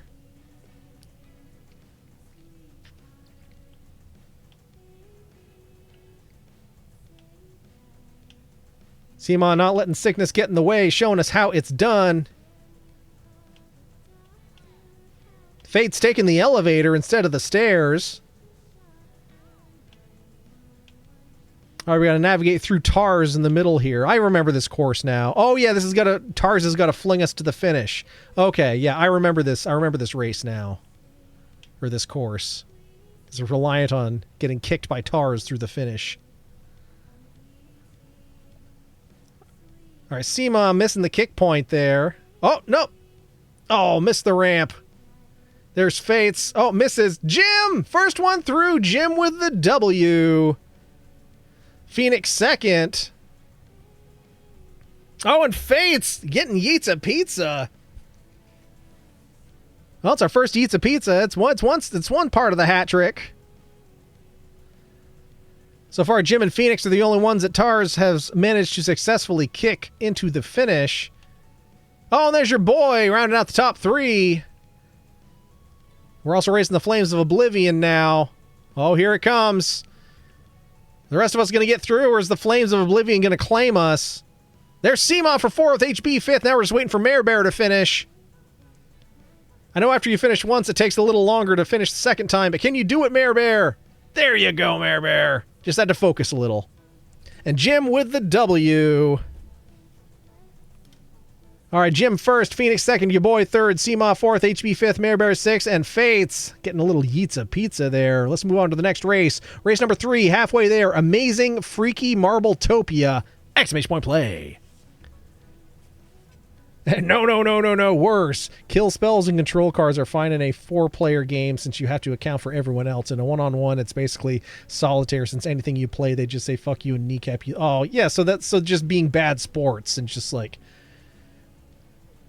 purposely playing to not only win, but to just make in a manner that is just not fun. That's kind of how I feel on the rare instance I would play like Super Smash Brothers online. It's like I don't even see the point of it anymore because anyone online you get matched with, like it's not even fun because people are just out there. Like their life is being super good at this, and you can't even just jump in and have fun playing it because you just get absolutely smacked, and it's just not fun. So I don't like to do it. Exactly, and so many people do it here.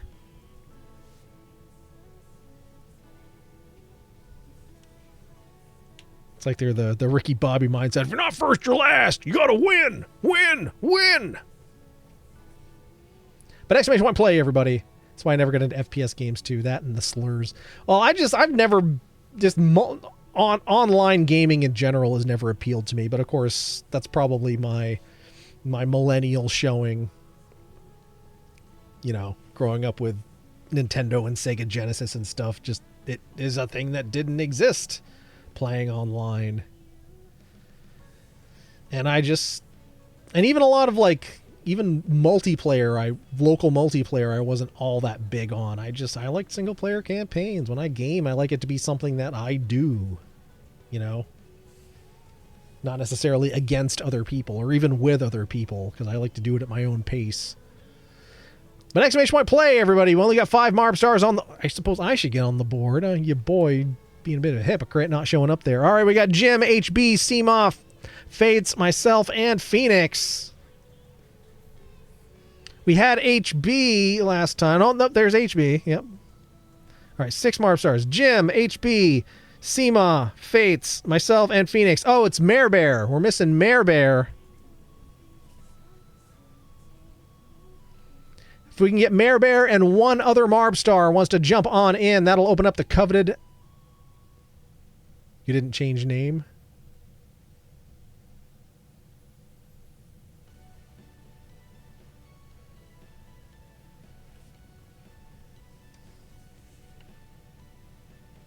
We got Phoenix, myself, Fates, Seema, HB, Jim. Yeah, we're just missing Mare Bear. Oh, you mean the category. That's why I like World of Warcraft. It's designed to force you to do things with others and build community. If you act in the way Eric and Fates described, you'll get nowhere. At least that's how it used to be. Oh, and I'm sure once you find community and everything and get in on the with how it's constructed and everything. Like, I'm sure it's great. I'm sure it's a lot of fun. Your boy likes to do stuff by himself. Your boy likes to keep to himself.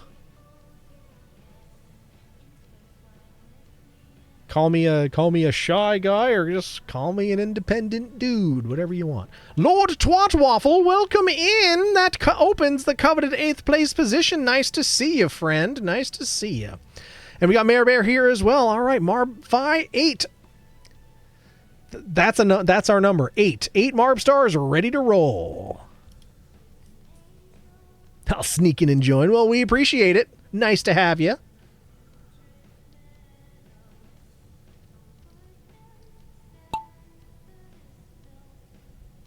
You can definitely do things on your own. That's also part of the game too, but it'll just take you longer to play through it. Fortunately, even those experiences you mentioned don't really exist in the major gaming zeitgeist. I mean, when I discovered these silly, walking narrative games that you're just like pressing A and X and walking around and just like talking to people and uncovering a story, I'm like, yeah, I think I found my jam here. That's about the pace I like. Never got big on FPSs. Never really don't have the reflexes or the button combination know-how to really get anywhere in fighting games. Real-time strategy stuff never really quite jived with me. The odd RPG or like building sim, sometimes they'll appeal to me, sometimes not. A lot of times I just like to sit down and like check out for a bit, lose myself in a nice story. It's like reading a book but interactive, I guess. That's the way to think about it. We got Lord Twatwaffle leading the charge here, all the way over there. Your boy in second. Looks like Jim currently in third.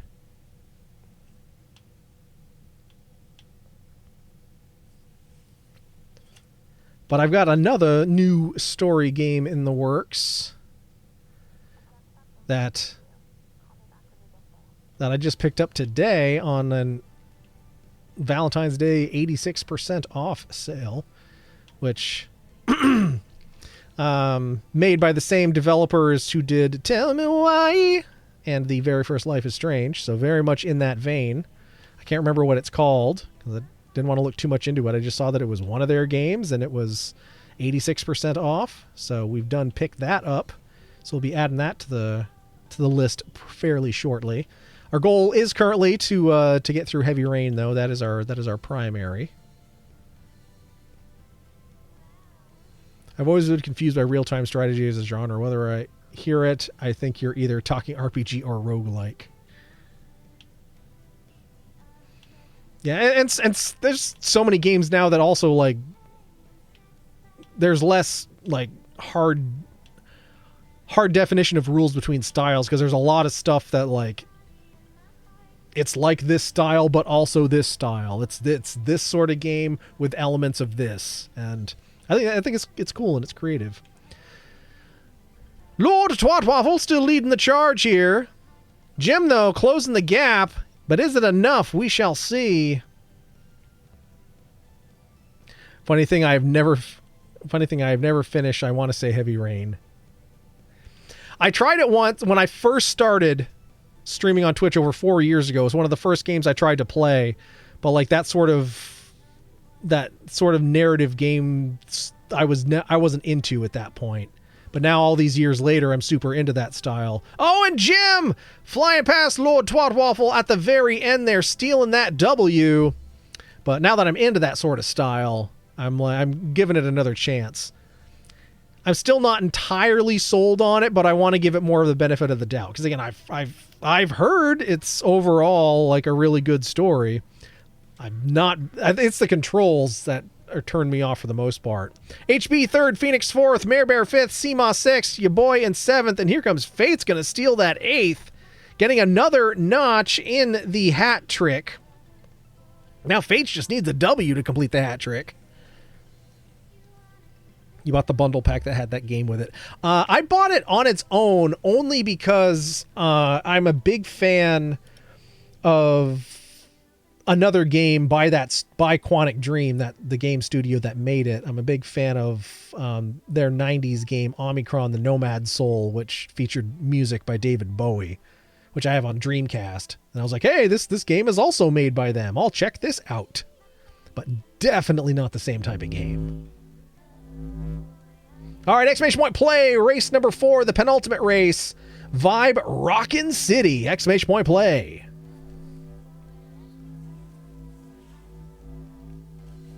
But on Tuesday, we will be jumping back in and picking up where we left off on Heavy Rain.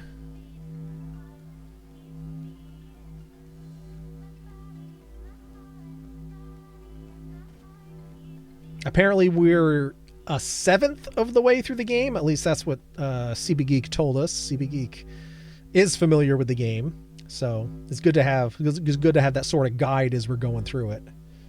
Also, the other game I have is Detroit Become Human. I have that never. I've also got that. I actually downloaded that a while ago, intending to play it, and it just is sat there. Like other stuff has popped up, and I'm like, well, maybe next time we'll do Detroit Become Human. But that, yeah, I've got that one queued up as well to get at some point. Now here I am, like, oh, I bought another game. It's gonna go top of the list. It's gonna go top of the list after Heavy Rain. But at least with the one I picked up today, like, I'm really familiar with the studio and I know what I'm getting into just based on. It has working toilets, so who cares? Yes, exactly. Heavy Rain, we were able to flush the first playthrough. We found a toilet, we pissed in it, and it flushed. So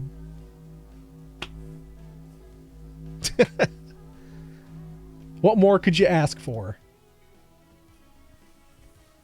All right, we got 6 Marb stars on the board. Who's holding out on us? We had 8 last time. We got Lord Twat Waffle, HB, Fates, Seema, myself, and Jim. I think we're missing Phoenix and Mare Bear. Oh, Chris the Lamp is back. Lamp! Welcome in, Lamp. Trying to throw a monkey wrench into things at the end, I see. All right, now we're just waiting for Phoenix. Phoenix would bring us up to 9 Marb stars.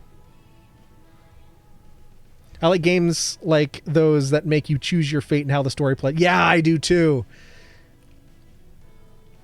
And then it's such replay value. It makes me want to play through them and then immediately go back, like without letting, just so I can deliberately try to choose as many paths as I can. It's something I don't do on stream because, like, I'll play through it once, but then, like, to turn around and do it again on stream just seems like a lot of the same thing.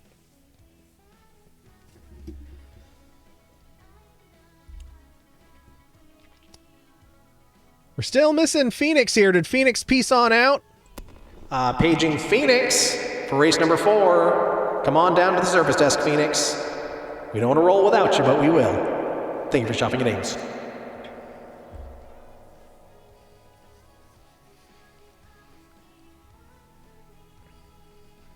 But like that whole, super heavy narrative, not a whole lot of, walk, click, story unfolds, that sort of thing. It's something that the more I play them, the more I kind of, in the back of my mind, is like, I feel like I could write one of these. I probably wouldn't be able to make one, because that's a whole other can of worms, but I feel like I could write one. With, like, all the forking stories and everything. Write the great forking story. I feel like I could write one. Even something built on, like, was it the Ren'Py engine or something that a lot of VNs use. Maybe that's something I could learn.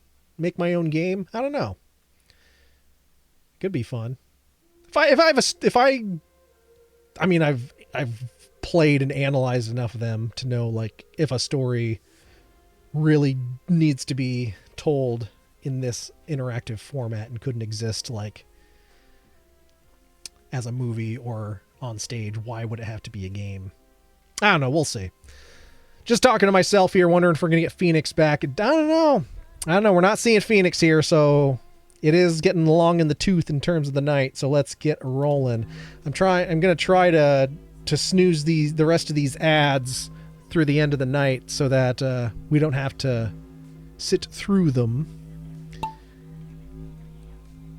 But we only get 3 snoozes before it lets us play them. Oh, there's Phoenix. Just missed it. Phoenix just missed it. You're late. All right, well, we have one more race to go, so don't go anywhere, Phoenix. Oh, Seema got pegged there. Off the board, Seema yeets a pizza. As the rest of us go through this cherry-filled black licorice Twizzler. That's kind of a gross combination, if you ask me. Well, I guess it's combining black licorice and red licorice. Personally, I love RPGs, but that's for the power of complete control over every aspect of the game, but the narrative. If I'm given multiple paths, I'm very likely to play the same one over and over since I become attached to a particular route in the character.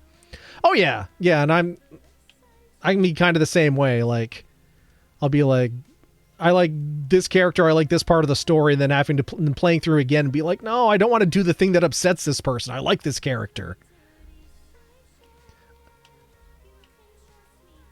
But it's the only way to like unlock another ending is like, yeah, that's the downside to it. But sometimes if you want to find out, you just got to do it.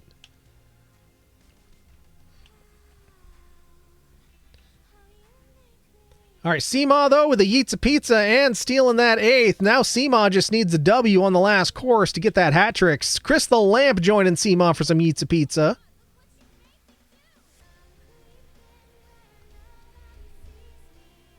And my apologies for anyone who's having to watch this ad right now. I did not snooze it in time. Still a ways to go here. World record on this course, 2 minutes, 49 seconds. We're a minute 53 in. Lord Twat Waffle leading the charge here. Jim getting turned around by that spinner Rooney. Lord Twat Waffle, though, with a huge head of steam. It's Twat Waffle's race to lose. Here comes your boy and Mare Bear duking it out for that sexy silver. HB close behind us. Jim going the other way. Seeing without that chaos might be a better option. We shall see. Round and round you go. Where he stops, nobody knows. Exactly. My biggest example is Fire Emblem 3 Houses. There are 4 routes. I only completed 1 because I find that it ruined the world in every other route.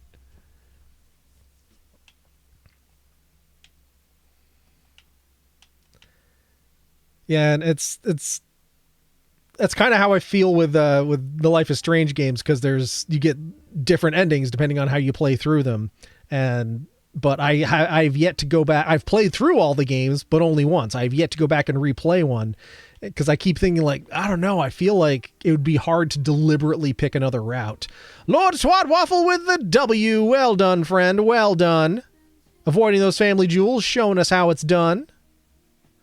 Here comes Mare Bear for that sexy silver. Can Mare Bear get it in there, though? Oh, here comes your boy. Oh, Mare Bear was teasing. Mare Bear had it the whole time. Here comes your boy for 3rd. HB for 4th. Jim in 5th. Now just waiting for Fates to lock it on in here. Oh, yeah. Oh, yeah. Plenty of space there for Fates to come in and join us. No fear of the flames of oblivion. See, I've never played any of the Life is Strange games. I'd give it a try. If you're into story heavy sort of games. I played them out of order for the most part. I started with True Colors, and then yeah. But that's just because it was in my collection. I had gotten it, I think. It was either a free game via Amazon or like a free Epic game or something, and I had it, and I was like, well, I've heard of this series. I might as well check it out. I've seen you play it, and it's a very interesting game.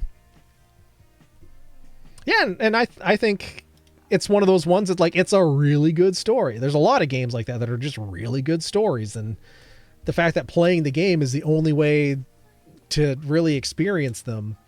And there's so many good stories out there that people are just never going to know, because there's so many people out there that are never going to play a game. And stuff like like What Remains of Edith Finch, like something like that is such a good story.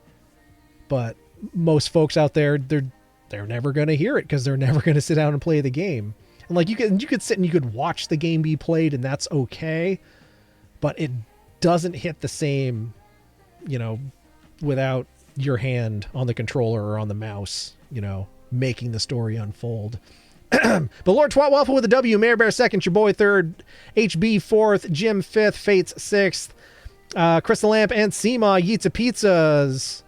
Seema stealing that eighth. All right, last call here. We're on to the last race. Epic, interesting universe. Last call. Last call. Get those marbles to the service desk. It's your last time to race. Exclamation point play. That's right. The store is closing. The Ames is locking its doors. And it won't be open again until Tuesday. So you better get on the board or you're getting locked in. Thank you for shopping at Ames.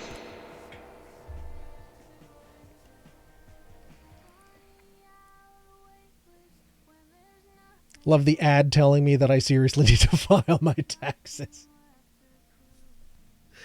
I'm a weirdo that likes doing my taxes because I always like ever since I filed them for the first time I was like, I don't know why people complain about this. It was kind of fun. It kind of feels like a treasure hunt, trying to get your money back. I already got mine taken care of for this year, and I've already got my federal and my state refunds as well. So I like to get it taken care of as quickly as I can, and then I don't have to worry about it for the rest of the year.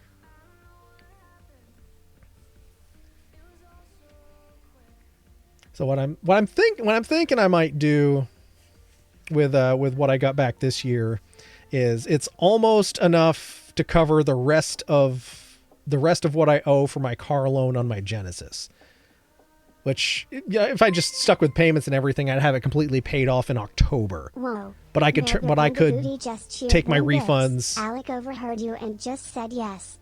Yes, exactly. about filing taxes and it kind of being fun. Yeah, I don't know. It's weird. It's like, I don't like math. I don't like accounting. I don't like any of that stuff. But for some reason, it feels like a game to me and I enjoy it. But yeah, I'm like 95% sure I'm gonna for next month's car payment, instead of making my regular payment, just paying off the rest of the loan rather than just waiting until October. Because like, I could do this, it would be gone. It would save me, that would be $321 a month I no longer have to pay. So I think that's what I'm gonna do. But exclamation point play, everybody. We got 6 marbs on the board. We had 9 last time. It is our last race, so you don't want to miss out. The money game, yes. I took accounting in high school, and my mom has told me I should do it as a part-time job, and I said, fuck no. Who is in charge of the IRS these days? That's the big question. I don't even know. Is there even going to be an IRS? That's part of what pushed me to just get it done as quick as possible. I did them on the Sunday night before the Monday where e-file opened. I was like standing in line to be the first one to buy concert tickets. I was the first one to get them e-submitted. Probably end up doing your Sunday. It's a good Sunday activity. It's when I tend to do them as well. Muskie Wuskie gonna fuck us over. Yes, seriously. Fucking hell, dude. Exclamation point play. All right, we got 7 Marb stars. Who we missing? We got Seema, Fates, HB, Phoenix, Jim, Crystal Lamp, and Lord Twat Waffle. If I didn't say your name, you're not on the board. Oh my god, I'm not on the board. I'm part of the problem here. I'm part of the problem. There we go. Now I'm on the board. Ooh, you didn't see nothing.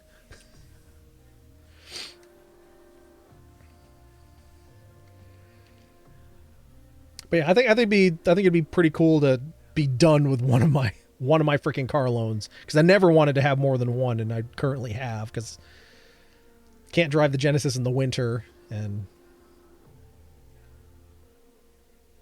had to pick up the Subaru. So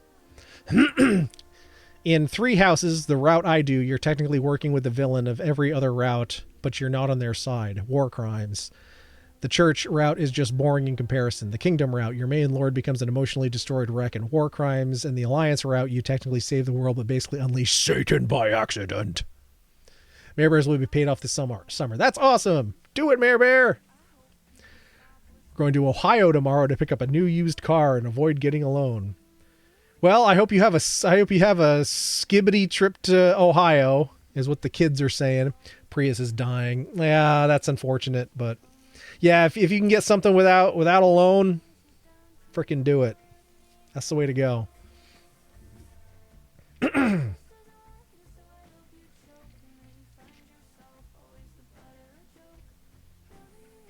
All right, we got Seema, myself, Fates, HB, Phoenix, Jim, Crystal Lamp, and Lord Twatwaffle. If I didn't say your name, you're not on the board. We had 9 Marb stars last time, so who are we missing? Who did we have that we don't currently have? It's Mare Bear. We're missing Mare Bear.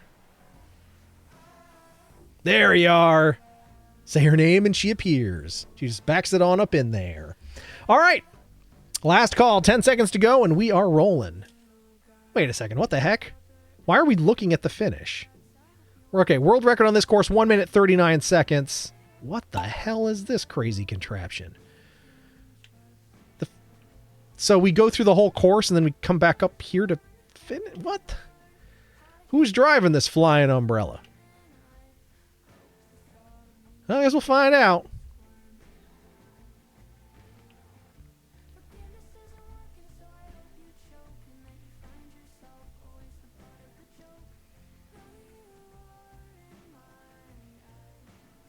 I also got hired for a production company gig. As in, like, my production company going and doing an actual production company event. So that's going to be fun. Well, the idea of doing it is going to be fun. The event is not so much fun. I'm running AV and streaming services for a funeral or a memorial service for a local actor who unfortunately passed away unexpectedly, who was something of a local celebrity. And I've been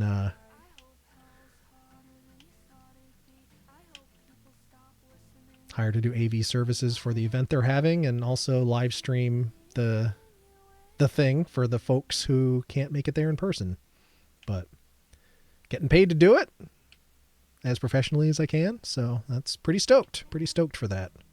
Oh, Fates, another Eats a Pizza. But that's coming up next month, so I'm prepping for that. Wait, what the hell? All right, well, congrats, HB. I don't know what you did, but you killed everybody else. All right, HB, the one and only victor here. Everyone else, Lord Twatwaffle second, Phoenix third, Lamp fourth, Jim fifth, Seema sixth, Mare Bear seventh. Your boy stealing that eighth. Sorry, not sorry, but we all just we got snapped out of existence, I guess. But like, at least Thanos left half the people intact, and then Fate's rounding things out. But hey, I guess that's Eats a Pizza for everyone. We all got yeeted. All right, but now we got to head on over to Victory Valley, see who stands tall and proud, going home with all the gold, glory, and bragging rights. In third place, going home with the bronze, we've got Mare Bear! Well done, Mare Bear. And in second place, going home with silver, sexy silver, is none other than Lord Twatwaffle. Well done. You didn't even race in all the races, and you ended up with the overall second. That's pretty awesome. And in first place, going home with all the gold, all the glory, and all the bragging rights, is the most excellent Jim. Well done, Jim, on the W. 142 points, 2 dubs. Jim showing us how it's done. That's a massive victory. Lord Twatwaffle second, 115-1, and only 3 races. That's pretty phenomenal as well. Mare Bear third, 104-1. HB fourth, 86-1. Your boy in 5th, 81-0. Phoenix 6th, 34-0. Fates 7th overall, Zero and Zallo. Seema stealing it overall 8th, Zillow and Zallo. And Chris the Lamp jumping in for 2 races. We're happy you're here, though, Lampy Poo. Lampy Poo, 9th overall, but not getting any points, but getting a good old slice of... Pizza! Let's fucking go! Pizza pizza for all of us on this blessed day. Round of applause. But well done, one and all. Thank you for spending your love day. Happy Love Day, everyone! That's how terrible my Marge Simpson impression. If you've been wondering what the hell I've been doing all night, it's Happy Love Day, everyone! That's I can do some voice, but I can't do a Marge. Homer. Mm. It's closer to like Homer imitating Marge than being, Marge. I love you, homie. I don't need her at all anymore. I understood that reference. I knew you would, Mayor Bear. All right, everybody. Well, it's been a fantastic love day, spending it here with y'all wonderful folks here.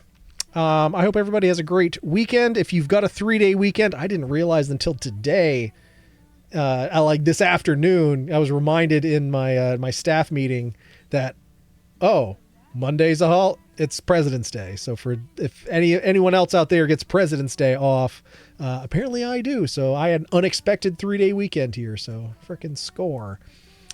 Gonna try to get some production work done. Roll out another STS video next week if I can finish it on up. Yay, President's Day is Monday. Happy Love Day, everyone. But yeah, thanks for hanging out. Even the folks that made me drink these immediately, in their entirety, immediately after opening them, the Apple Crisp and Cinnamon Bun seltzers. That Apple Crisp seltzer is pretty good. Cinnamon Bun, not so much, but we got 2 other flavors to try. We'll try those on Tuesday. Shit, another no game group Monday. There's like it's Polar's dessert cart pack. So there's 4 like desserty flavors, and we did the Apple Crisp and the cinnamon bun. And there's 2 more. I don't know what they are. I didn't pay enough attention so I can have that element of surprise, but we'll be checking those out on Tuesday when we come on back after our long weekend, and I'm sure we'll have plenty to talk about. I will see y'all. I don't know if with Waddy doing horror movie marathon, I don't know if that means there's going to be hang time or not, but I'll probably see some of y'all tomorrow, either for horror movie marathon and or hang time. So, but I'd much rather have my state become the 13th province. Yeah, I hear you there. But yeah, have a great night, everyone. We ran pretty freaking late. We're 1:15, so we're not gonna raid out. We're gonna peace out. And I feel like I'm not gonna have much of a voice tomorrow after doing all these voices. But anyway, I'm gonna go to bed. You boys tired because I'm starting to yap and ramble here. But have a fantastic evening. Hearts, hugs, loves. Have a fantastic weekend, I should say as well. It will only count if we become 51st state. Well, hopefully that doesn't happen. I know being a border state here, Vermont would much rather become a province than the other way around. But peace out, Cub Scout. Love you too, Mayor Bear. Hearts, hugs, loves. And as always, we're just going to leave you on... got that in the wrong spots. So I just got to say, happy Love Day, everyone. And so long and good night. So long and good night. And happy Love Day, everyone. Right back. And butthole pleasures. It's Love Day, so maybe butthole pleasures. It's not about butthole pleasures at all. It's Love Day. Maybe it is. It's Love Day after all. So if your Love Day brings you butthole pleasures, then hey, who am I to judge? All right. Love y'all. Good night.